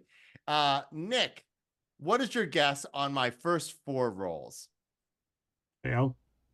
Nat ones.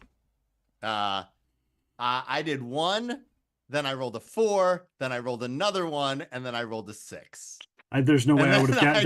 There's no way I would have guessed that. I don't know. I was like, yes. And this leads us to, and I actually successfully hit. All right. With this last action, however, I'm going to use this cube to engage. All of the core suits have the ability to wiggle the worm. They have thumpers built in. And so I'm going to thump this worm section, this Mechapede section over 1 square. Oh, and yeah. that will end my turn. Mm-hmm. Okay, but we've got these heads all lined up now. That we do. Boom. Okay, so first things first, Power Cube would go back. It does. And then my suit brings it over to me. Yep. Okay. Then you make any choices about holding on to any tiles. That has to go back. Yeah, that has to go back. All right. So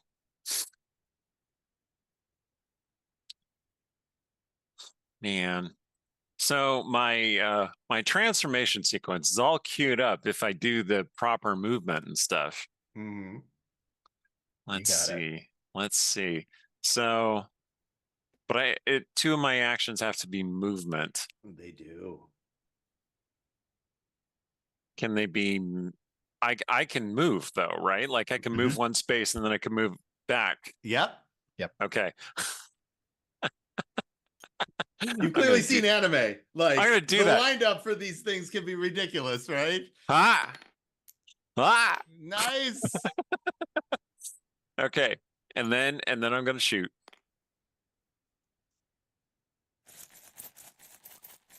I was gonna say, like, did you program the system to give me good luck just because I'm a guest? This isn't like when Vin Diesel played D&D and somehow rolled like 12 20s in a row. Just so you know, Eric, you are the Vin Diesel of our hearts. Just oh so no, you know. I am very happy to hear that. How happy? We're not going to get into. Okay, the fourth action would have to be an engage action. So you wiggle the worm. I wiggle the worm, I guess. I think you should help Mark out and wiggle this section of the worm out of the way. That would be an amazing Completely thing. out of the way. Let's see. So that's one further that way. Yeah. All right. Okay. So now we do your check for transformation. First of all, do you have 4 power cubes? I do. All right. Do you have does your actionometer match your transformation sequence? It does. Now we're going to look at the cheat sheet and Mark is going to tell you what the steps for transformation are. Are you ready? First. All right. We set the stage. Return your 4 power cubes. Okay. Here we go. This is good because we were out of power cubes. And we were. All right.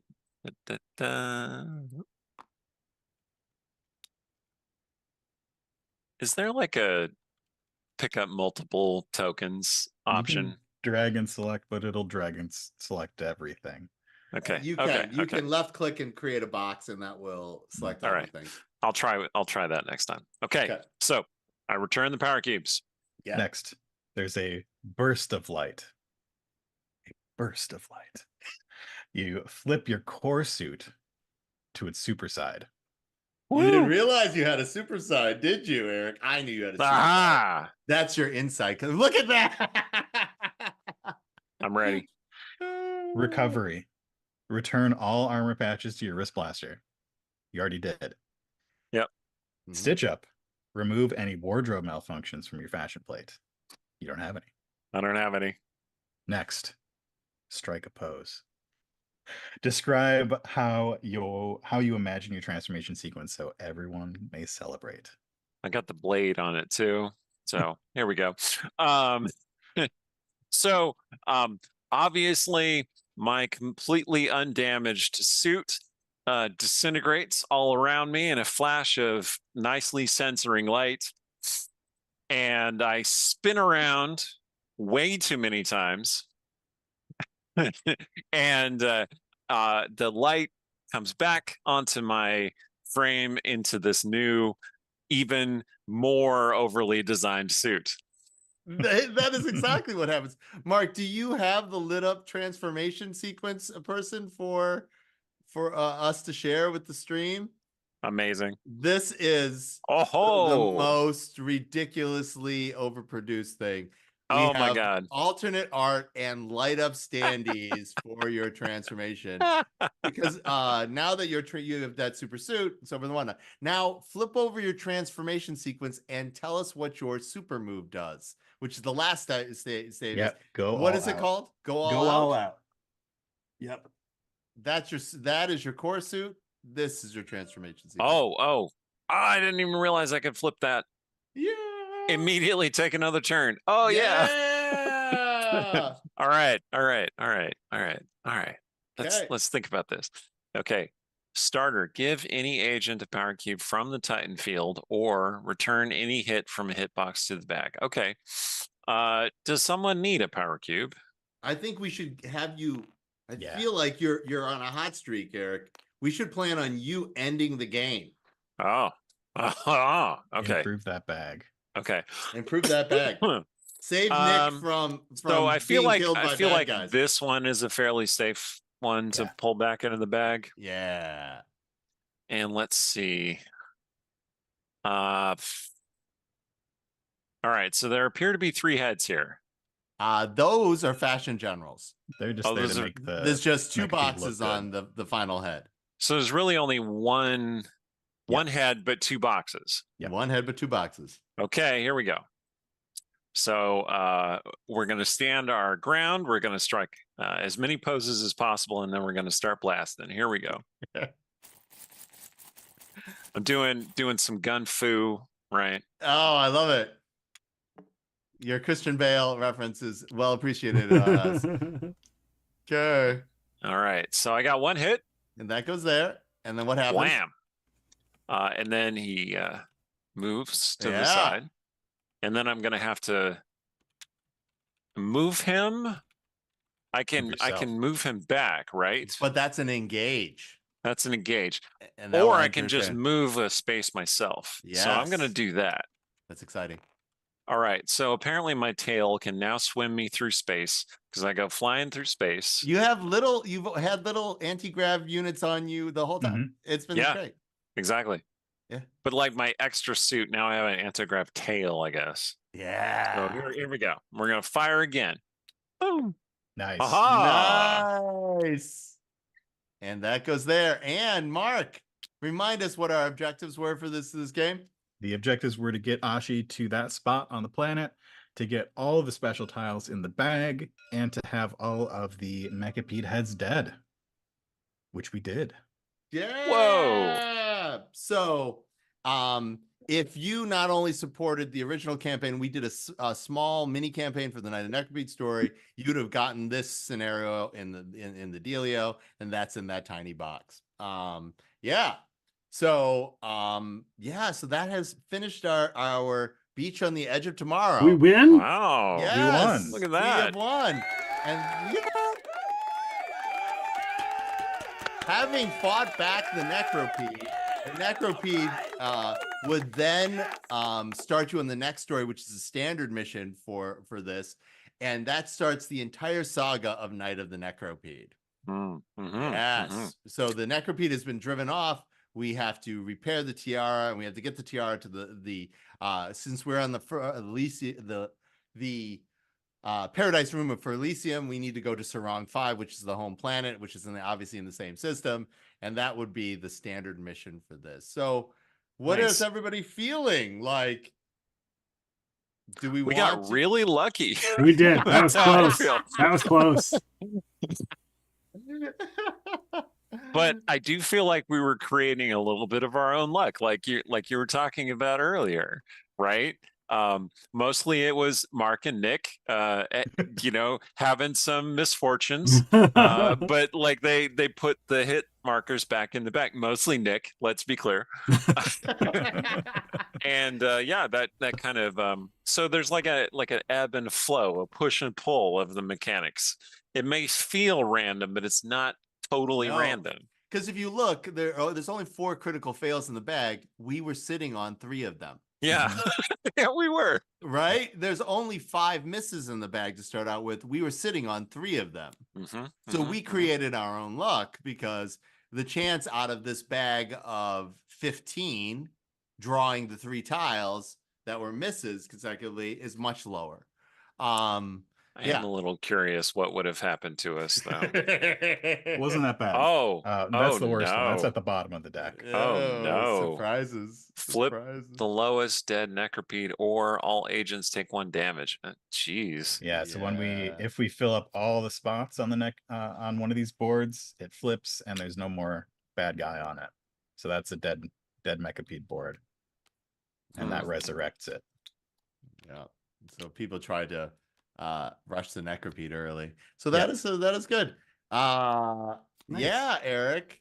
What are you feeling? We have lots of content for you to enjoy. Would you like to play the standard mission and see what it's like without the training wheels on? Would you like to play a sneak preview of the next Mechanical Corners title? What feels good? Well, let me check my calendar just to see if I have another thing I have to get to. Oh no, it looks like I have some time. Why don't we do a sneak peek thing of your next next right. mad invention? Nice. Okay. Do we want to take a break? Yeah, that seems reasonable. Yeah, we'll take a quick break, and then we will play this is the announcement. I don't think we've announced this any places. No. The follow-up to Mouse Cheese Cat Cucumber is called Kaiser Cucumber and the Gangs of Mechanical Corners. Ooh. All right. Yeah. I'm excited. Let's do that. So come back after the break to see this is the first time the world has seen this at all, right, Mark? That is true. Yeah.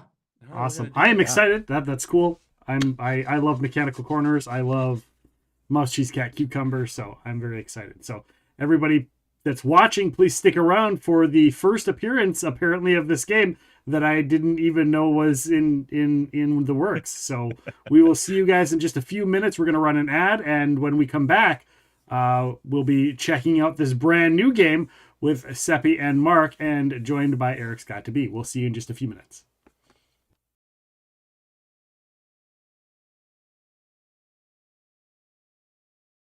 A new yet not so new spin on how a soul works. Gives me an idea, if you relate it to quantum physics. To me, it makes the most sense out of what an afterlife could possibly be, mixing the scientific with the metaphysical. Okay. What's kind of your style when you're putting it together a story? Or are you kind of a mix mash depending on the situation? Yeah, I mean, I always say my process is chaos. Okay. That's a good thing. I'm adding that to the list. Yeah, my process is chaos. It's different for every book. Different books have different needs. Like, for example, with the Anti-Darken books, because they were historical, I had to do a tremendous amount of research, and I did have to outline those because I was hitting certain historical events, and I needed to make sure that I had the timeline that I wanted, and that I was hitting the things that I needed to, but that also the story made sense and was a compelling story using those events. So those books took me a lot longer to write. They were maybe a 3 or 4 month draft, and then obviously a lot of time in revision. Then you have things like The Dark Side of Frankenstein, where I had the idea for a while, I had noodled around with things, and then once I actually figured out what the draft was, 7 days. This little piggy went to market. This little piggy stayed home. This little piggy had roast beef. And this little piggy turned into ham on my dinner plate. It was delicious and yummy, and I had a little glaze on top. Never mind. It is Toivo's turn. Toivo appears, closes his eyes as you explain what's going on, turns its head to look at, or to its head so it's facing the Hound of Tindalos. So Matt and Brian, you hear the cat just growl real low and dangerous. Nick, you hear meow meow, I can smell you, meow meow meow. Roll your attacks, please.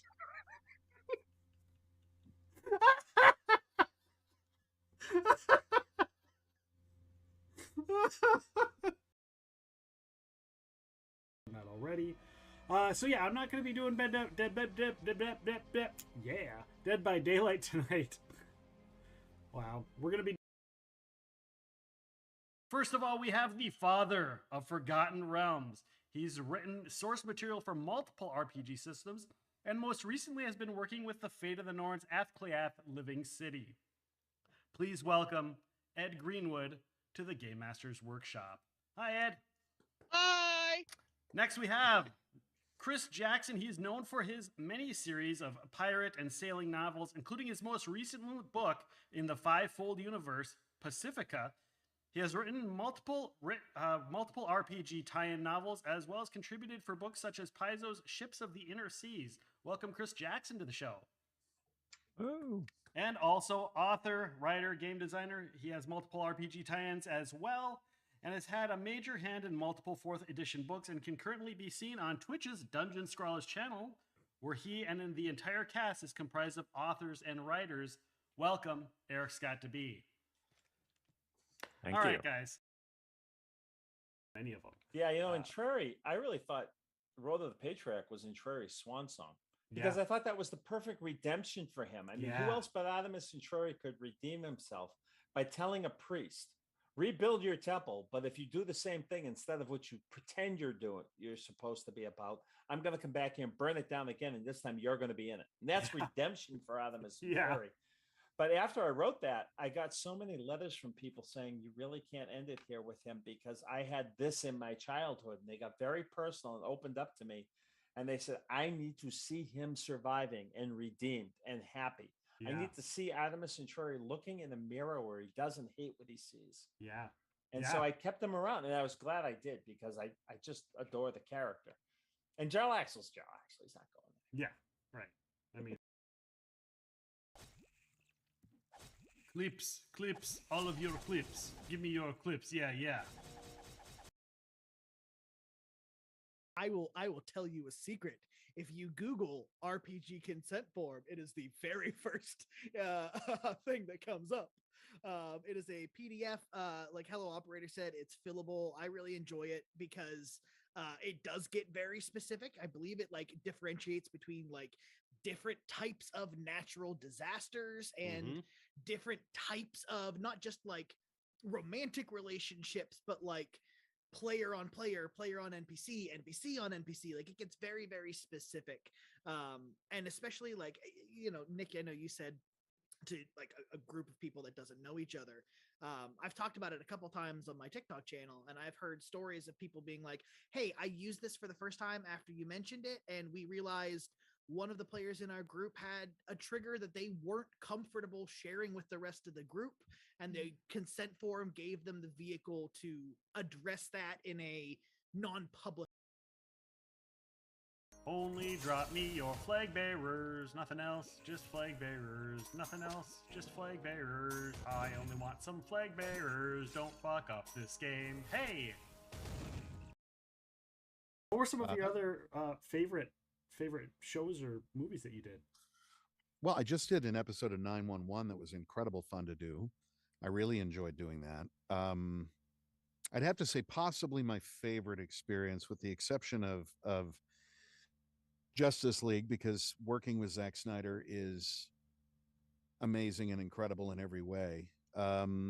Doing Almost Famous was unbelievable. Okay. Cameron Crowe is such an amazing director. He's such a good guy. It was telling that story, and you know, it was like 4 months. It was how I spent a summer, was hanging out with a bunch of people who all liked each other, and we would play guitars all day and laugh, and sometimes they would turn a camera on us, and you know, it was a journey into an era of music that I love, and it was just heavenly. Welcome to Epic Realms Circumcisions, where all your meat is half off.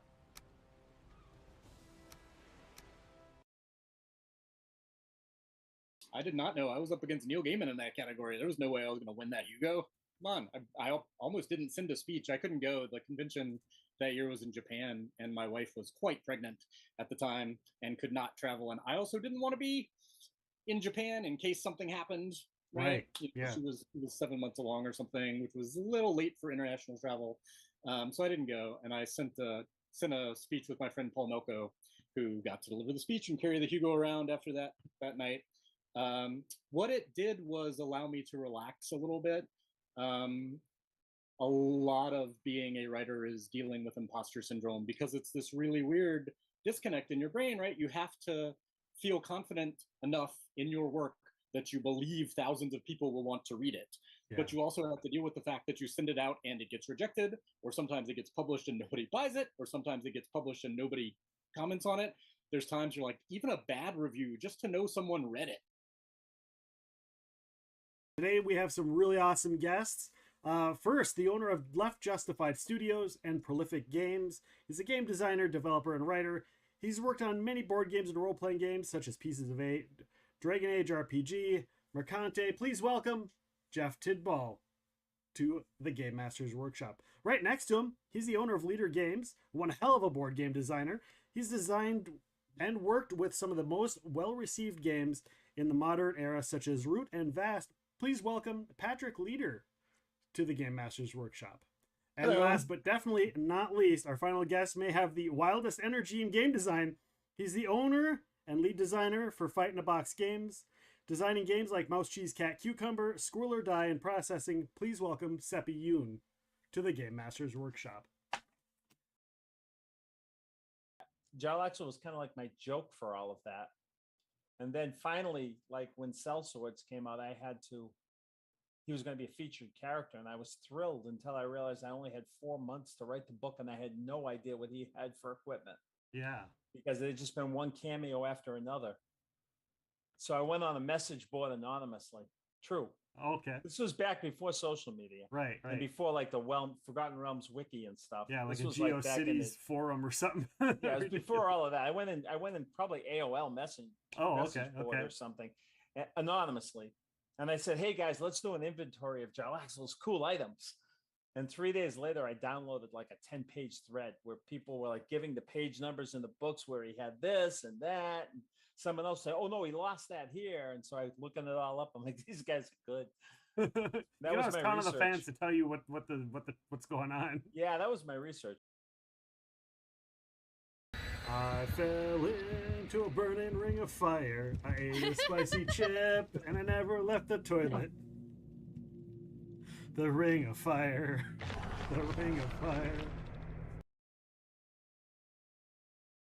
It's mostly focused on the original movie, but yeah, they give it carte blanche. So I would say I feel very privileged and lucky. I probably got to add more to the world of Escape New York than anybody else has since the making of the film. Nice. So yeah, that's really cool to have that creative space to be able to add a lot. It had all these gangs, and I've got all this like backstory and stuff in there on the characters, and all that's kind of new, right? Taken from as much as I can from the source material, and then built out in a way that I think is really faithful to the property. So I don't know if I'm gonna lag a little bit or not, but I'm going for the unhook. Okay. I am up on second floor in the house. Nice. Be aware.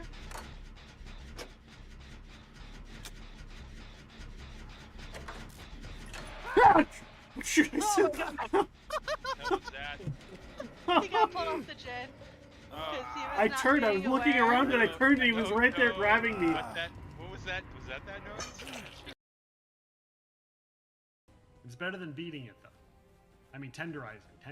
That's what we call it. That's the technical term of beating your meat, is tenderizing. Shame on you all. Seppi. Well, first of all, I think that's the start of a joke, and you should get the stream to start with Patrick Leader, Jeff Tidball, and Seppi walk into a bar, and then add the end, and the And then Fat punchline. Trombone. Yeah, and then Fat Trombone. I love Jarlaxle, and I'll tell you a little thing. I love his voice, and it's funny. I use a little trick for myself because you've got to remember the voices over. Right, and there's so many in that series now. So many, and it's over 10 years now that I have to remember. Sometimes a character will disappear for 2 books and come back, and so I won't tell you who it is, but I'm so bad at celebrity impersonations that I can do an impersonation and I'll use it, and that's what I did for Jarlaxle. and I get right to the voice instantly, but nobody has any idea who I'm doing. Oh man. So it's now I'm gonna have to think about it every next time I listen to one. You have to listen to it and think about it, but I don't think you'll ever guess it. Doesn't look like it on our side. He doesn't have that. He doesn't have that. And welcome back from break, everybody. Thank you so much for being here. Thank you for hanging out through that break. I know it sucks sitting through the ads and the break while not a lot is going on. So those of you who stuck around over the course of that break, I appreciate every single one of you. I do want to mention it is a group of people that I'm working with is doing the Keep Abreast Foundation this month. So if you want to participate in that, it's !CAB for Keep Abreast Foundation. They're doing a raid train on Friday. So they're doing one person raids into the other, and it's an entire organization going over 24 hours worth of streamers, all doing stuff to raise funds for the Keep Abreast Foundation. So please, please, please, if you can, feel free to click that link and donate to that awesome cause. And if you can't, then just spread the word and help out where you can. Also in November, I start Movember, and we have a group of streamers as well for that, doing fundraisers for Movember throughout the entire month. The list of people we have participating is a mile long this year. We've got a huge team coming together, so it's going to be awesome. I am looking forward so much to that. So thank you all for participating in all of these amazing charities. I know these guys that are here with me always support charities and hang out and do things as well. So thank you guys so much for that. With that being said, I want to let Mark and Seppi take back over and take us into this next game that I was not expecting and I'm very excited for. Are we literally 16 days from seeing Babyface Nick make his annual appearance? Whatever the number is, it's that close, yes. It'll be the first, Babyface Nick. Other people have Santa Claus or they have the Great Pumpkin. I have on November 1st, we see Babyface Nick. I get so excited about this. All right. Folks, we just finished the tutorial mission from the second set of missions for Conquest Princess. Folks should be looking for that November 8th. It hits retail. If anybody is excited about this game, we have people who all either made or backed this game here. Fantastic people. Eric let us know secretly. No, not so secretly. It was a surprise. Yeah. Surprise, I'm a backer. Don't fuck it up. And I did finish. I'm pretty sure I finished my pledge thing, which was good because that's good. Well, are you going to go back and get that? I did need to push the final button, so good timing. Yes, we did it. Did you, Eric? Did you know that's like when I talked to you and I was like, "Hey, do you want to come on and play this game?" Did you know that was that, or did you put that together afterwards? Were you like, "This looks fun"? Together only afterward. That's awesome. I think it might have been in the Zoom invite. I'm not sure, but I was like, "Oh, all right." Okay. That's well, awesome. We had 20 minutes before the show, and you could have fessed up at any time, and you're like, "No." Look, I'm a consummate professional, Seppi. When I want there to be a surprise, there will be a surprise. Oh, it's true, and that's why you should never meet any of your characters in your Isekai adventure. This is correct. Yes. You did what to me?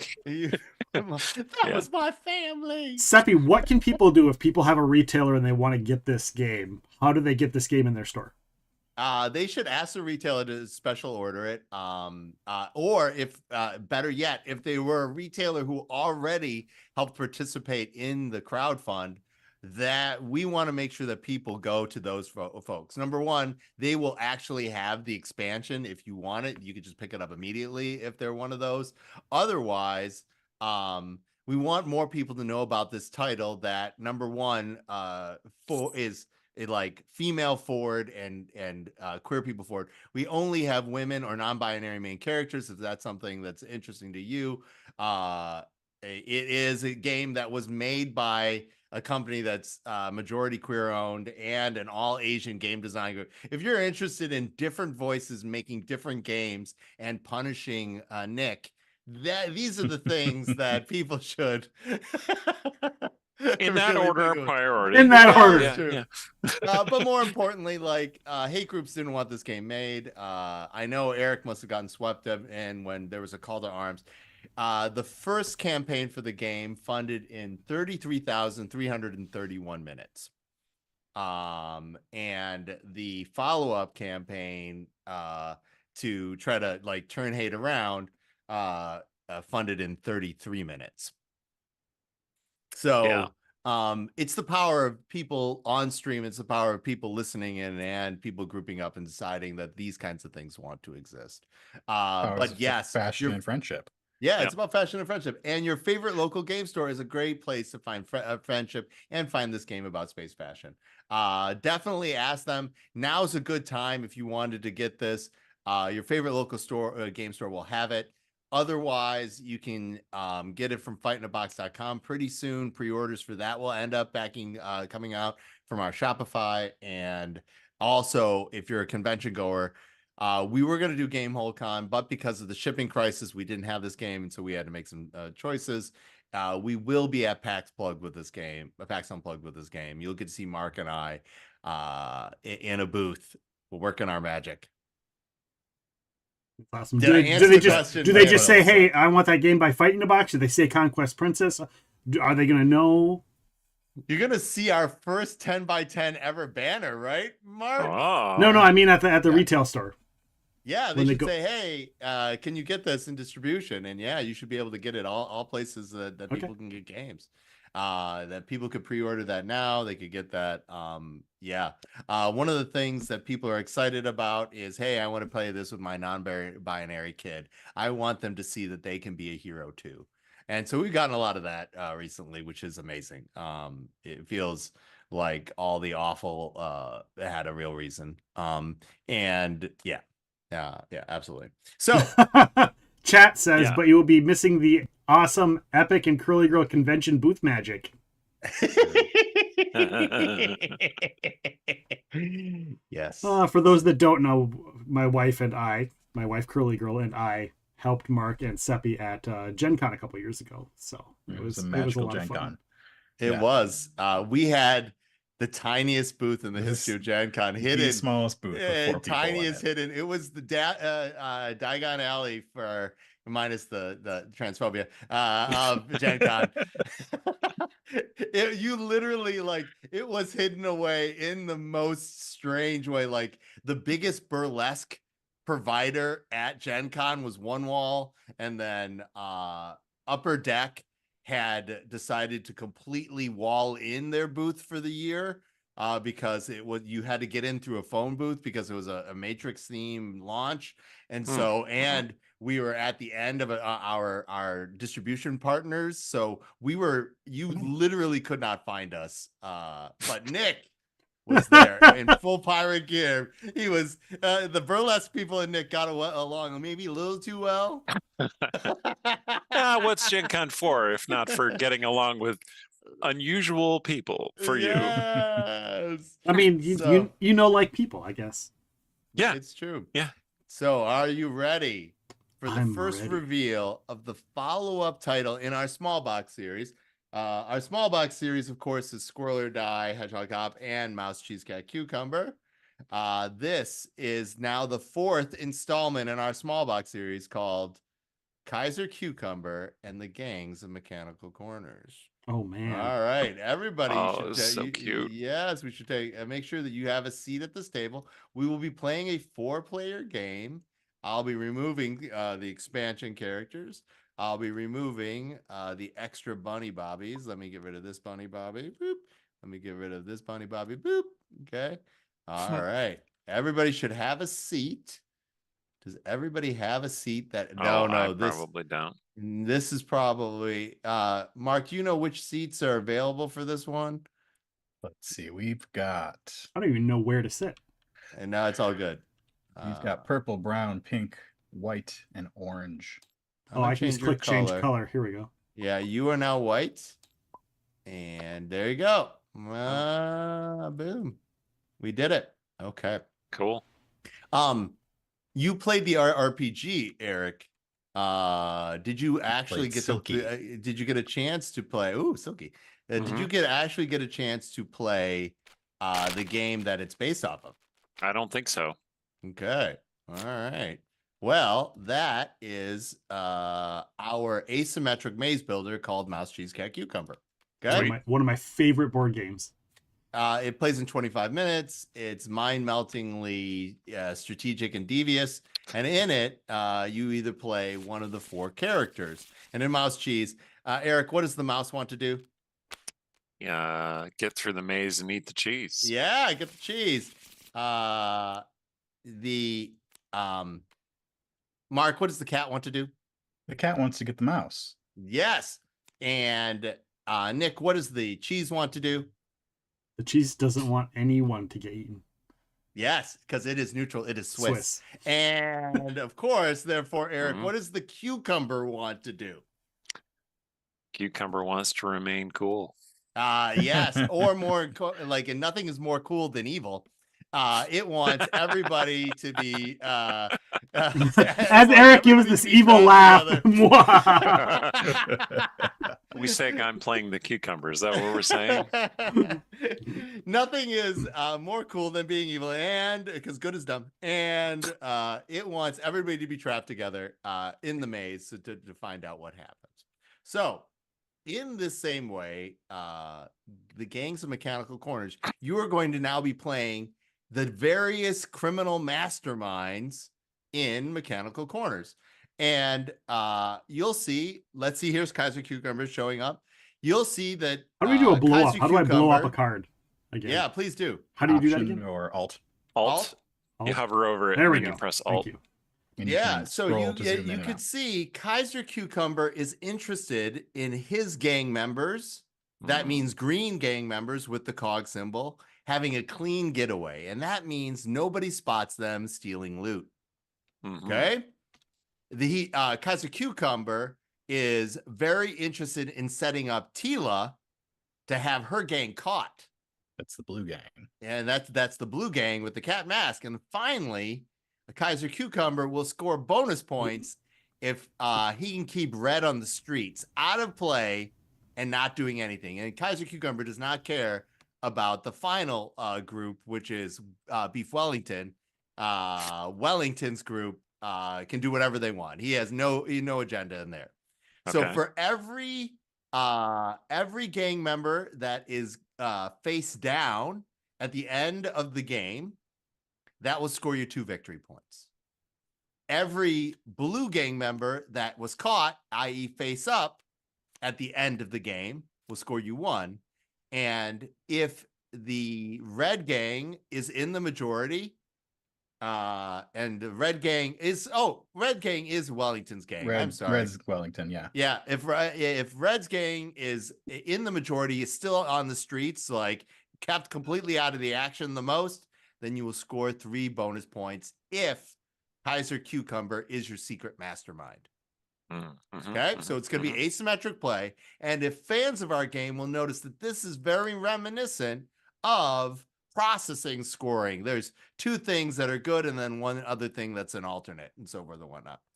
On top of that, you are going to have the ability to use your reveal power. So at the beginning of your turn, and once during your game, just like Mouse, Cheese, Cat, Cucumber, you can reveal to do this power that is on the bottom. It says reveal. You may play your next and so forth and whatnot. So does that make sense how the game ends and scoring? The game is going to end after we have 3 rounds of play. Okay. And when that happens, we're going to score people who are face down. We're going to score people who are face up. And then we're going to see who's left on the streets. And on the streets is basically in the deck. Okay. So we're going to do this. We're going to do learn as you play for this first game real quick. And we're going to make Mark go first because he's stolen everybody's hearts. We know that. Okay. And so everybody's going to get one of these masterminds. Don't let anybody else see it. It's in your no-no zone, so you can see it, but nobody else can see it. Okay? And it also starts with Bonnie out, and then in a 4-player game, everybody's going to get 3 gang members in their hand. Notice, you're a mastermind, so you'll be playing other gang members. Okay? So, gameplay is super easy for this game. All right? Your only choice is to play a card either face up or face down. Okay? Face up cards, you will get to use their special ability, but that character will be caught. Okay? And remember, you want some colors to be caught, so forth and whatnot. Okay? A face down card is going to get away unless the bunny bobbies chase them off. So if you see the bunny bobby, and this one is Bonnie, she's our starting bunny bobby. The bunny bobbies are going to, they're really not interested in the paperwork of taking people to jail. So if at all possible, they're like, hey, you kid, get off my lawn. So they're going to tell anybody where they have an arrow to be get back on the streets. They're going to be chased off, which is that bottom category. Okay. Now you'll see that there are also rats. Rats are snitches. They have the get caught symbol. If any card face up or face down, after bunny bobbies chase people off, we're going to look at rats, and rats are going to rat people out to see if they're going to get caught. So that's the other thing. All right. The other gang members are, for example, hedgehogs, and they're the most difficult one. So I'm going to cover them last. So rats rat people out. Owls will flip you the bird. That means you pick a card either face up or face down, including the bunny bobbies, and you flip them to the other side. Okay, meaning they'll either get caught or not caught, so over the whatnot. Okay, the squirrel mavens. The squirrel mavens, you pick 2 cards and you swap them. You cannot pick the squirrel maven herself. You have to pick 2 other cards. Okay, and the final type of the next, of course, is the mechanical corners minion. They get to pick any card and they rotate it. That's obviously very big for the bunny bobbies and for the rats. Okay. And then finally, you have the hedgehogs. And the hedgehogs allow you to explore the final mechanic in the small box series, which is stack. You can pick any character, including bunny bobbies, and you can have them stack on top of their neighbor, thus making the whole stack either face up or face down by depending on where your character is. If you stack onto a bunny bobby and it is a gang member, that gang member is immediately caught. Okay. Does that make any level of sense, Erik? It makes about 40% sense. Let's go. All right, let's do it. So Mark, being a 40-foot nonconformist dolphin, didn't want to pick an action that allowed us to see anything else. He just hit a guy who's going to get chased off anyway. Okay, so now it's going to be Nick's turn because we go clockwise around the table. And Nick's going to choose one of his gang members and place them diagonally or orthogonally adjacent to the bunny bobby. Face down or face up? You get to choose face down or face up, but depending on what you want to have happen. Remember, your guy cares about 3 things. He cares about one person being caught, one person being chased off, and one person getting away clean. What is the symbol of getting away clean again? The running one? It's the top one. It's the face down. Yeah. Okay. And the middle one is what? Face up. Caught. And the bottom one is get away scot clean? No, it's to be chased off. It would be chased off. Okay. The top one is your gang member, and you want them to get away clean. That means not be seen. Okay. It's seen, caught, or chased off. Seen, caught, or chased off. And if they're face up or face down, it doesn't matter about being chased off? Unseen, caught, or chased off. Sorry about that. Unseen, caught, or chased off. Okay.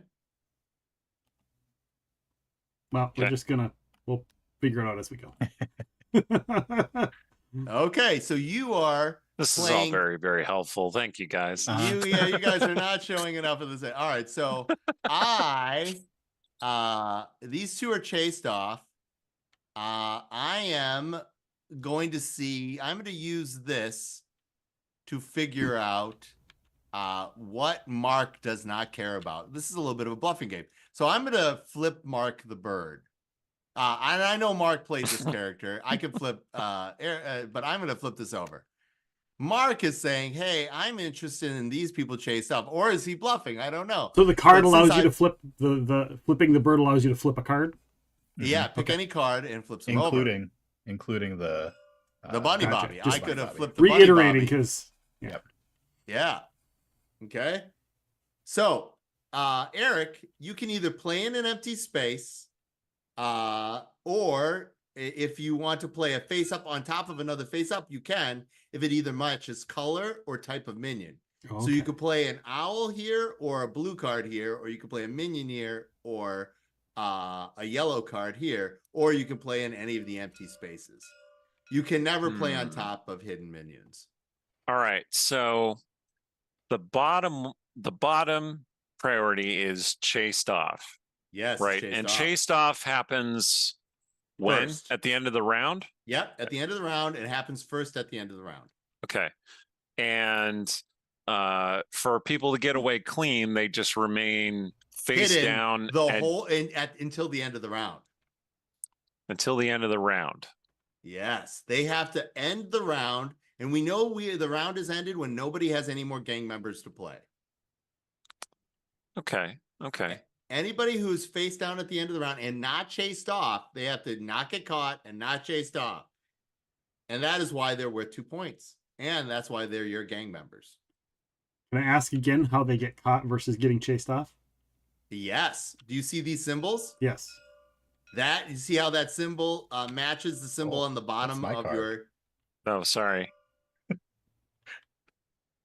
It sort of let me see it. It was weird. Anyway, okay. How do I know if I'm going to play a card face up or face down? This is just a mechanical question for how this works. F. If you hit F, you can flip it face down in your no-no zone. It always looks face down in your no-no zone to everybody else.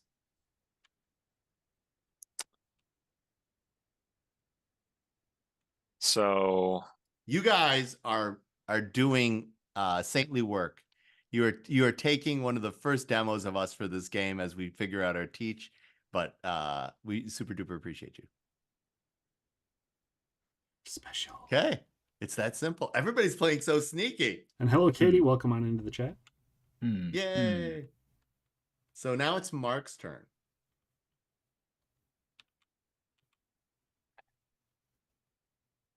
Okay. Fill people with confidence and fun, Mark. I'm filling people with confidence and fun. Swapping the places of 2, correct? You pick 2 cards and you swap their location. Oh. Okay. Oh. Yeah. All right. Oh, so then you have to remember. This is kind of like all of your games put together into one. It is. It literally is all of our games put together. Is the culmination. Patrick Yang had the vision to do a game that culminates all of the Fight in a Box games, and he was like Erik. He's like, hey, I got a surprise for you, Seppi. And he had been working secretly with this with Mark, and they sprung it on me. But it has gone swimmingly well with development. We're really excited about how this has been turning out. As you can see, the art is way far along, even for a prototype. Yeah. All right, Nick. Yep. What you doing? This first round, it'll all make sense later. Okay. I place him there. Now you can pick any card. Any card and but which one's mine? Well, you just swapped cards, so it's got to be. That's it. Boom. Okay, so gold is getting. Things are happening with gold. All right. I am going to do this. I'm gonna place this face up. I'm gonna swap these 2. Okay.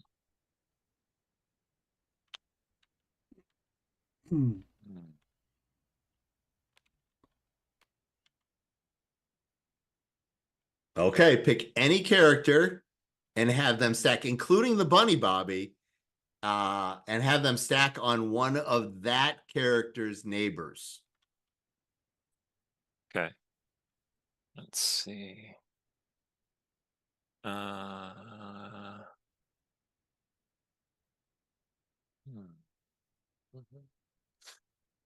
face up cards and face down cards don't stack on top of each other. No, you right? can stack anything. I'm not the boss of you. You can stack whatever you want, but whatever you do, it becomes permanent.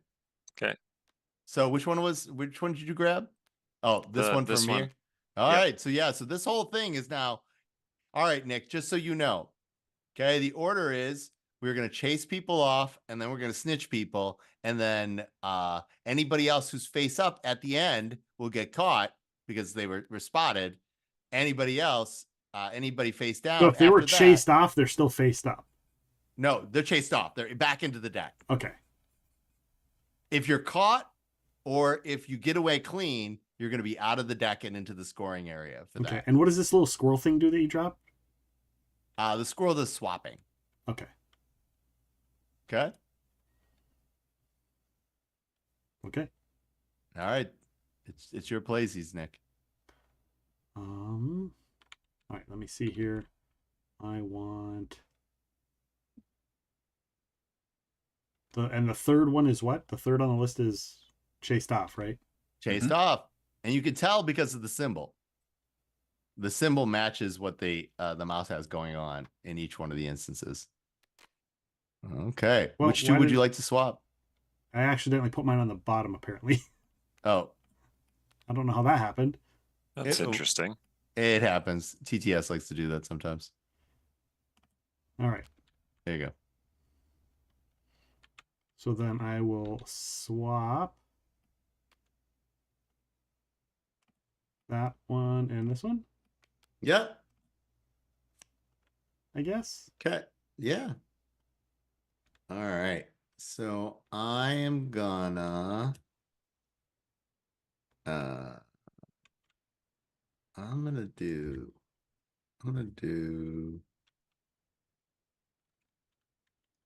Dun, dun, dun. do this. Okay. And what does that All guy do? right. So, yeah. What do the There- Rams do? You're gonna see that right after Eric plays. What the mouse They says? have there's an order to the end game scoring, and they don't work until it's time to do scoring for the round. Okay, so the mouse's ability is afterwards. They're rats. They're The snitches. They're gonna get people caught. Oh, power move. So, Boom. Oh, did you play this rat? Did you play this hedgehog? I did. Yeah, hedgehogs No, no, cannot no. move themselves. You got to pick No, somebody you- else. Oh, I didn't. Played the I green didn't one. just Oh, you play played- this one. I played the green one this time. Oh, okay, great. Okay, so we're out of cards, and now it's the end of the round. Okay, so the very first thing we do is we look at the bunny bobbies, and you see this is the chased off symbol. We're gonna take all of the stack, and we're gonna return them to the deck. Everybody who got chased off. So everybody who's in that stack is going back into the deck. Okay. Okay. Then we look at rats, and the rats are going to, whoever they point, they're going to make sure that they get caught. Well, that person already got chased off, so they didn't get caught. Now these three are face up, so they're going to go to the scoring area as people who got caught. So the one got caught for green, one got caught for blue, one got caught for this, and this other guy got caught just for guilt of association. So two green guys got caught. Does that make sense? Yeah. Okay. Yeah. Mhm. All right. So we're gonna shuffle this up. Okay. We're gonna pass the Bunny Bobby deck to Nick. Nick is going to add a Bunny Bobby adjacent to Bonnie. Go ahead Is and it the add top one or anyone or? anywhere you want, Nick. I mean, It's any the one of the top- cards, or is it the any top? of the top Bunny Bobby? Okay. Oh, hold on. Gotta do it quick. Just like the bag. All right. We'll keep it fun. You can rotate it if you want. Yeah, you can rotate it. You can I don't want whatever to. you but you don't Okay. want to. All right. He Okay, wants then to limit it. Make there be a blind spot. yeah, we're gonna shuffle this. I do. And then boom. Oh, I've recently learned that vision impaired people don't typically like the term blind spot. So, I mean, some do. Hidden So spot. I'm A trying hidden to. spot. I'm trying to get it out of my vocabulary. Oh. Okay. Good. All right. So Nick would go first because he has the Bunny Bobby deck. All right. Mm-hmm, mm-hmm, mm-hmm. So that is. We'll go like that, I guess. All right. Rotate a card. That's what this guy does. Well, it can also be him, right? Nope. Can't pick yourself. Oh. It's great. There we go. Okay. I'm gonna wait on that. I'm gonna do this. I'm gonna do that. Boom.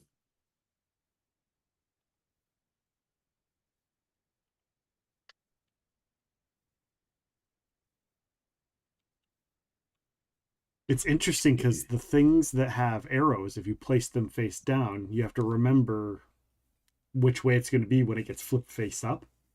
Yeah. Okay. And does it depend on who flips it up? Because if you flip it up this way as opposed to that way. Yeah, you get to choose in this game how you get to flip. You can flip it either way, but you get to make that choice. Sorry for the delay, gents. No, we're good, Eric. I'm just asking had a questions. Phone call that I had to take. All right. So let's see. Okay.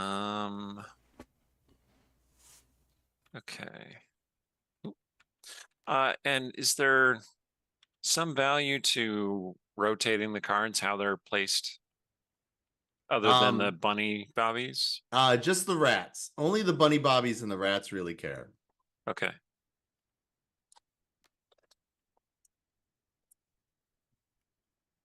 But you could rotate the other ones where it doesn't matter? Yeah. Okay. You can make your own decisions. So if you don't want things to change, you just pick one of the other ones where it doesn't matter and correct. Call it a day. Yep.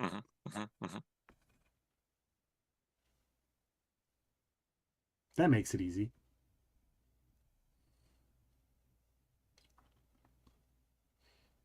So I have no idea what the proper tactics and techniques for this game are because I've never played this game. Hey, you and me both. You and me both. At best, I'm going to be like a chaos agent. Or good. Maybe something is going to come together. We'll see. Well, this is still the learning round, right? Yeah, we'll play twice so you get it. Nick, it's your turn. Okay, so I think I want to maybe put this guy here. Oh. Okay. That's a thing you're doing, isn't it? Spelling America with a K now, are we? All right.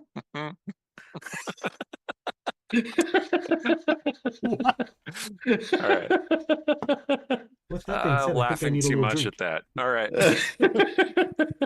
I definitely want to play this. Do you definitely want to play? I definitely want to play this. And I want to do this. Do it. Uh-oh.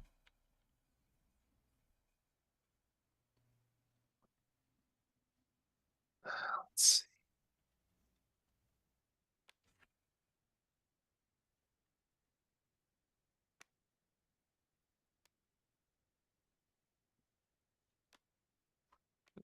That's for swapping two cards, right? Yep. Absolutely. Curly Girl is asking if you place a bird, can flip a face up card to face down? Yeah, we can flip any card. Okay. And the second question. Yep. Go ahead. No, you're great. The second question is, Fight in a Box is good at making games that are accessible for people who have color blindness. What have you done something similar with this game? Yes, we have. Mm-hmm. So you can either use the color or you can use the gang symbol.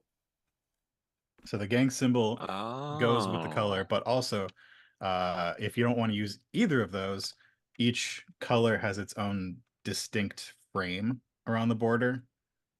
So there's that as well. Yeah. So you can look at the two are those squirrels? I guess they're squirrels. Mhm. Or yeah, they definitely look different. The frame is different and the gang symbol is different. Yeah. And even the shading, because if one's the color. Yeah. Yeah, we for people with like we shading want it issues. to be language agnostic, and we want to make it accessible to people as well. Yeah. Yeah, it's a deal. Yeah. Color testing is something you have to do, and yeah, it's a thing. Nick, it's your turn. It is my turn. We're talking about Agents of Chaos. I'm just gonna do some. Is there a max size to the border? Because Nope. in some of the other games, it's like it's only That like, is what, a great question. 5x5 or whatever. You have to play next to a bunny bobby. That's the only rule. Okay, so I couldn't place like way the heck off in the corner there. No, not unless you move the bunny bobby by like using one of the hedgehogs first. Okay, so it has to be adjacent to a bunny bobby. It does have to be adjacent to a bunny bobby. So that's the only rule. Okay.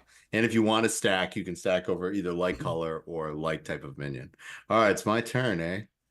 Well, everybody got sneaky this round. Everybody got so sneaky this round. I figured they're all going to get turned over anyhow by something. I know, like there's only 2 cards left. Like, yeah, but what if one causes a chain reaction? Somebody drops like a mouse, Whoa. drops a rat, and like chain reaction all the way around the board.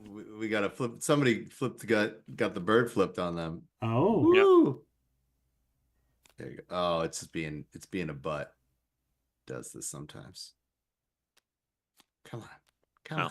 I flipped the card for the bird. So yeah, but if someone wanted to play on top, what are you doing? Are you pointing them away? What are you doing? I can't point at anything, so. Oh, okay. So you're pointing at those bunny bobbies accusingly. All right. So that is the last card on the round, and so we start with bunny bobbies chasing people off. So this stack gets chased off, goes back to the deck. This goes back. This goes back, and remember that this arrow has the chased off symbol, and that's how you know it happens. So this whole stack got chased back off, and this one goes up. Now, unlike the original round where everybody was seen, now all of these people, this one got caught. So now it's really, but all of these people secretly got away. And so they're going to go over here in the got away clean area. Okay. Okay, so these guys are out of the deck and have gotten away clean. So I see the mechanic for scoring at the end where it comes to people that got away clean and people that got caught. Right. But for the people that got chased off, back onto the streets. Think of them. The bunny bobbies go, hey, and they're like, you go back in the deck, and that's what they do. Oh, so like just at the end of the game, whatever is left in the deck. We check to see which gang is in the majority left in the deck. Okay. And if your job was to keep those people on the streets, keep them out of the action, then that's how you score those points. I gotcha. All right. I think the bunny bobbies need to be more municipally sound. So I'm going to have them continue to pop at each other. Okay. So the bunny bobbies can do their those thing. guys, those bunnies are doing a diagonal. Yeah. Neat. Yeah, they're doing it. So, and now we're going to deal cards out 1, 2, and 3. And I will have to go first. Well, I'm gonna start. I'm gonna see how aggressive people are feeling. How aggressive are people feeling? I'm gonna go over here. Cool. Like, you sometimes that first play in a round, if people are gonna go after you, you have to like give them bait, and you're like, okay.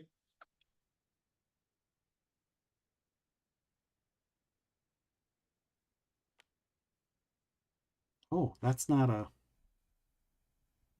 All right. So this allows me to rotate a card. Is that what? Any card up to 180 degrees either direction. You basically reorient it however you want. Oh. Okay. Neat, huh? Neat. I like it. That guy protected himself. Oh. Mark's flipping somebody the bird. Who's Mark gonna flip the bird? Oh.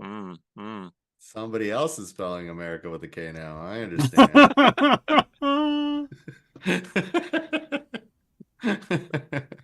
Oh my god. All right, so gonna do that. Uh-oh. Mm. Huh. And that swaps things, right? No, it rotates things. Look in the corners. Oh, right. It rotates things. So we're gonna.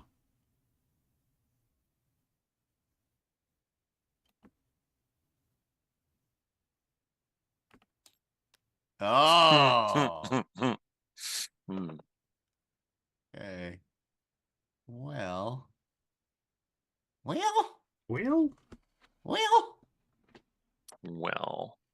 Cheers, everyone. Thank you for the game. I'll play this here.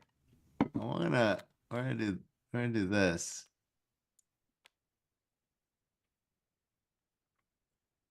Uh-oh. Dun, dun, dun, dun, dun, dun. Hmm. Should I push my suspense button? Yes.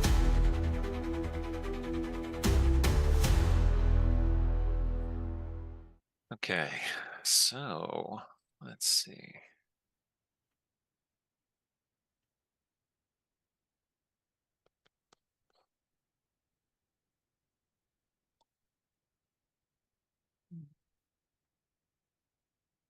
Oh, Mark, this game is so beautiful already. It's so good looking. I'm excited for the Thursday version, which is an update on this even. I know, it's so good. Oh. Oh.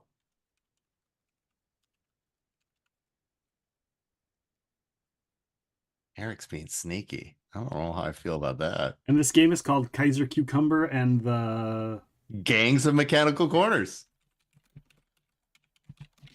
As you guys had played the Mechanical Corners RPG, this is another facet in the world.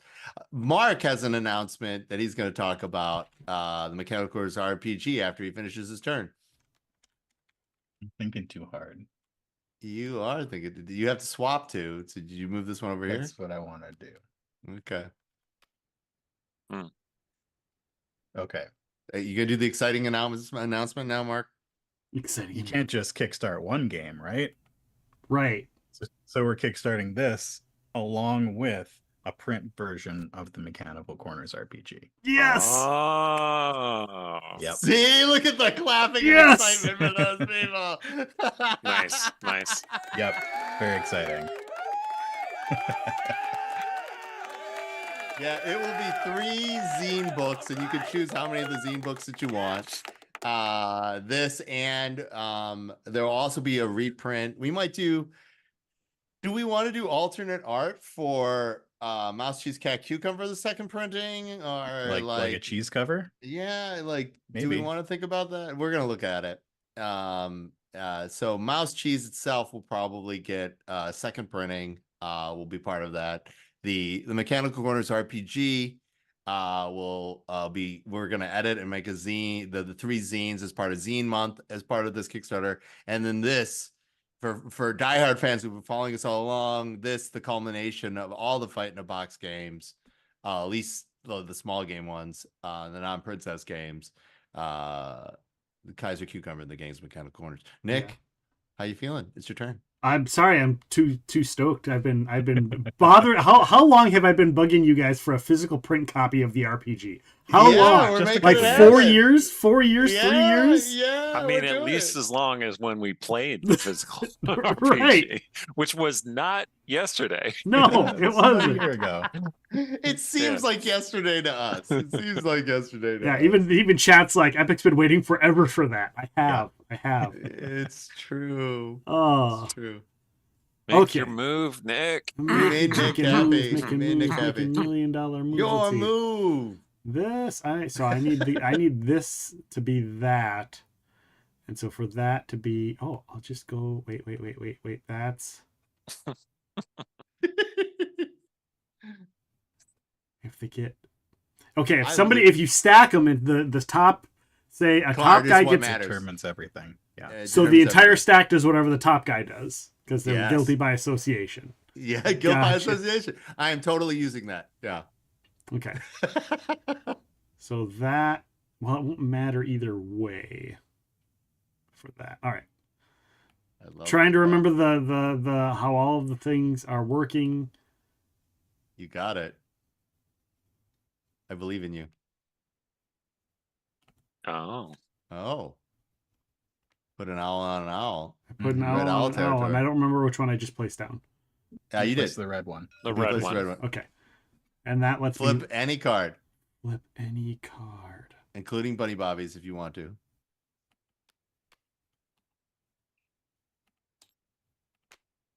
Oh, someone's getting caught. All right. Boom.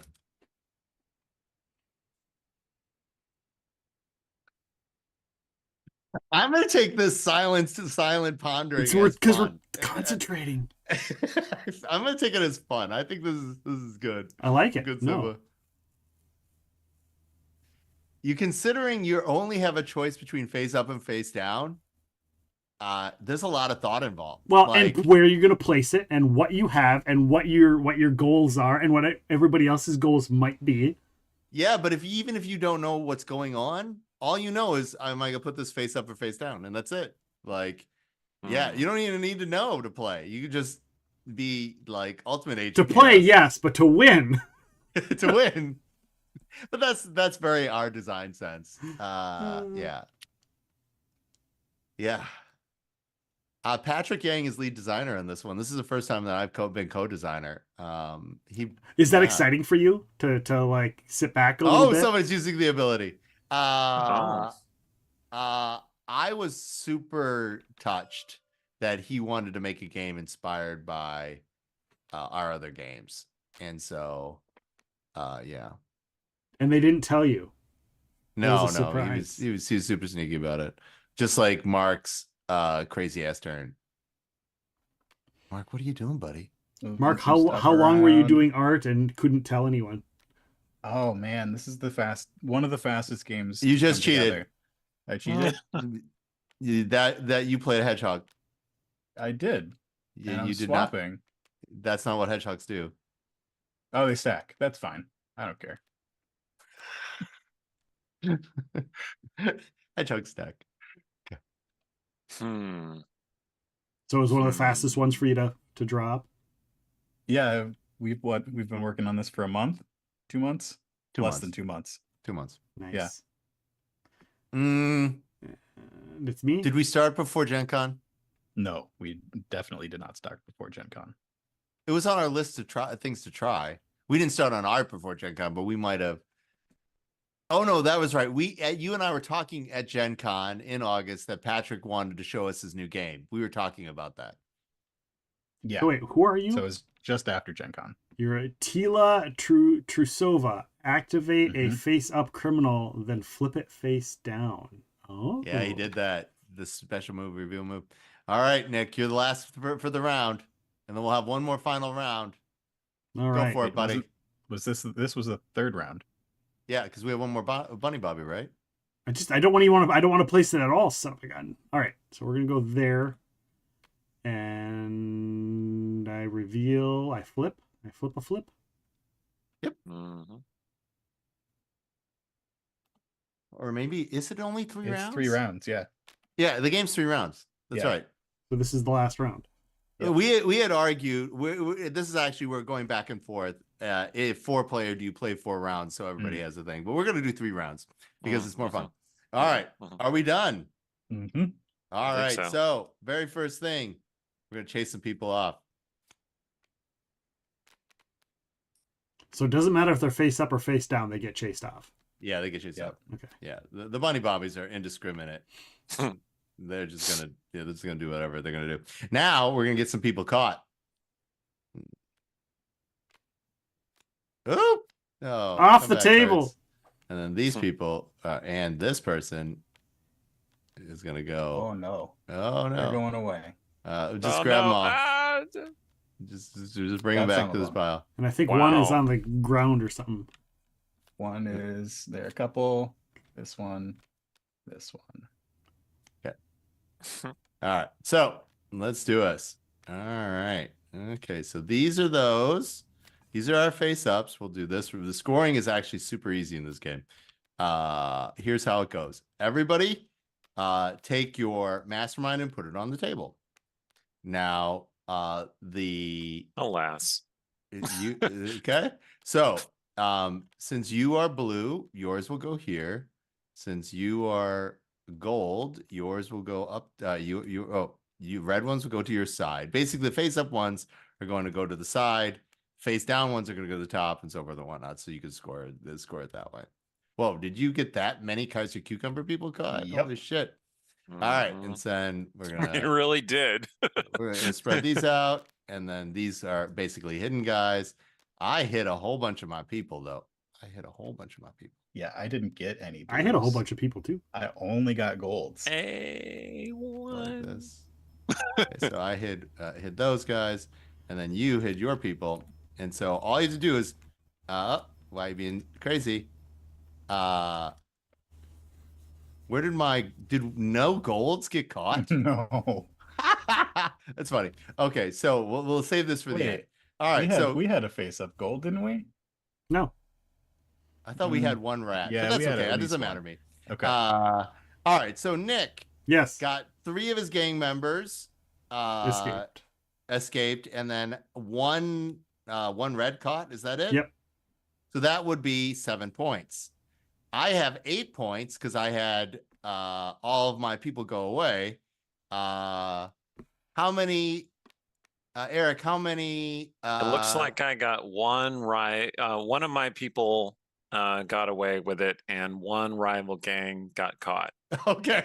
So 3. So 3 points. 3 points. I have 8.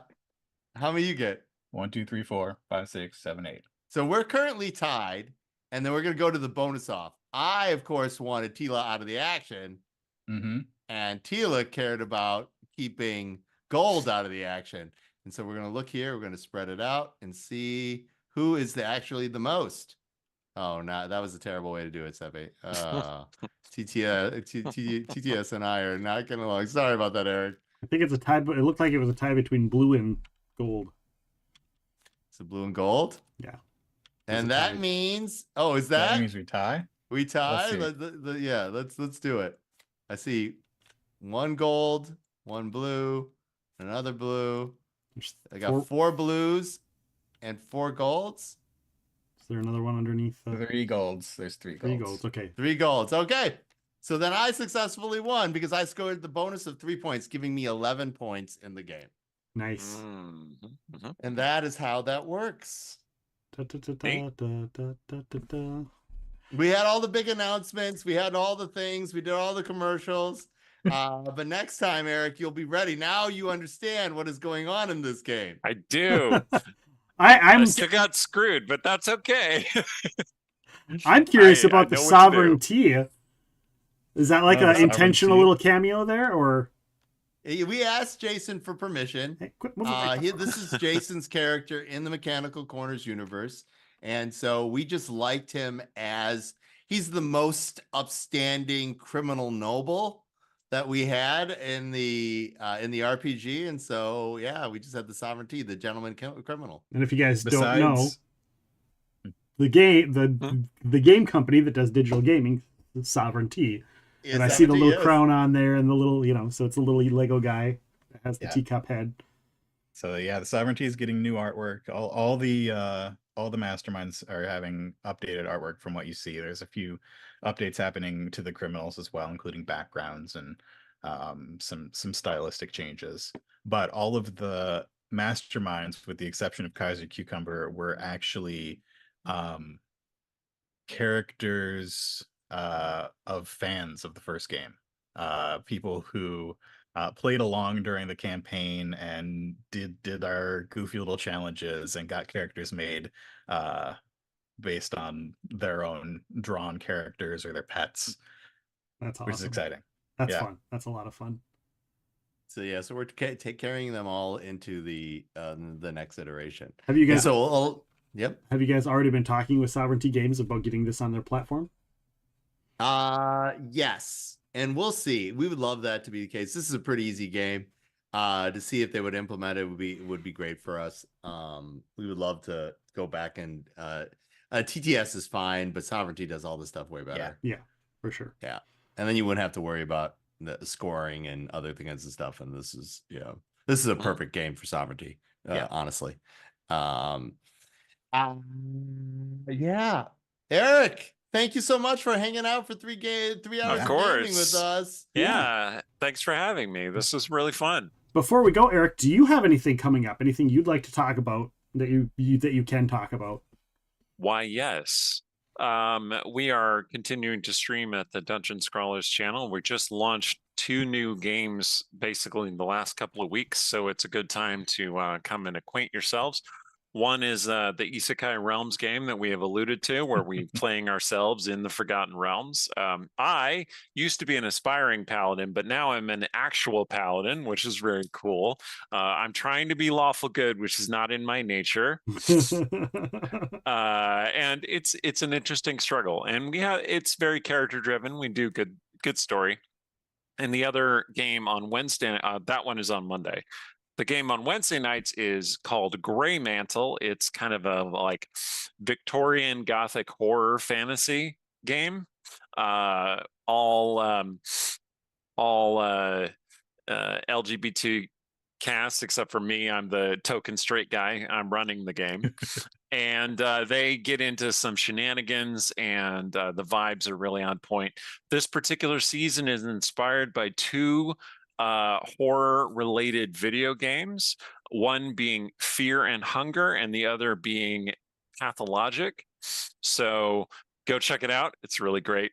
I have a novel coming up, in fact, in January, the 3rd novel in my superhero series, Justice Vengeance, the 3rd novel being called Fallen Angel, is coming out in January. So you have just enough time to pick up the previous 2, which are called Libations for the Dead and Public Enemy, and read them before the 3rd one comes out. So I think I actually owe Nick another copy of one of those books. So I better get to doing that. So yeah, thank you for having me. Check out my work. Come check out the Dungeon Scrollers. The streaming is great. The books that I write are great, and the other writers on the Dungeon Scrollers, that's our thing. We're all a bunch of writers and creatives and artists and stuff. So it gives our games an extra little oomph. So yeah, it's awesome. That's amazing. Thank you guys so much for being here. Thank you for being part of this. I appreciate you guys. You guys always know that you can always hit me up if you ever want to come back and do anything here. I have yet to say no to any of you for anything. So there it's true. So there you go. With that being said, we are going to raid on out. Where are we going to go? Let's see here.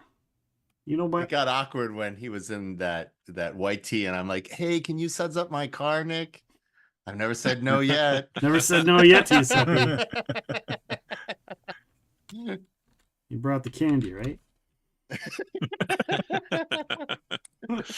We're gonna raid out to one of our moderators, Bentley13. Bentley knows a handful of you guys and has done stuff with us here on stream quite a bit, including this last Monday. We did a paranormal off the pod with Bentley13. We talked about paranormal things, tools of protection. We talked about visitations, all kinds of things paranormal. So we're gonna go on over there, and they're doing all kinds of shenanigans over there and preparing for being part of the Keep Abreast Foundation. They're part of the big raid train this weekend. So thank you guys so much for being here. Take care and good night, everyone.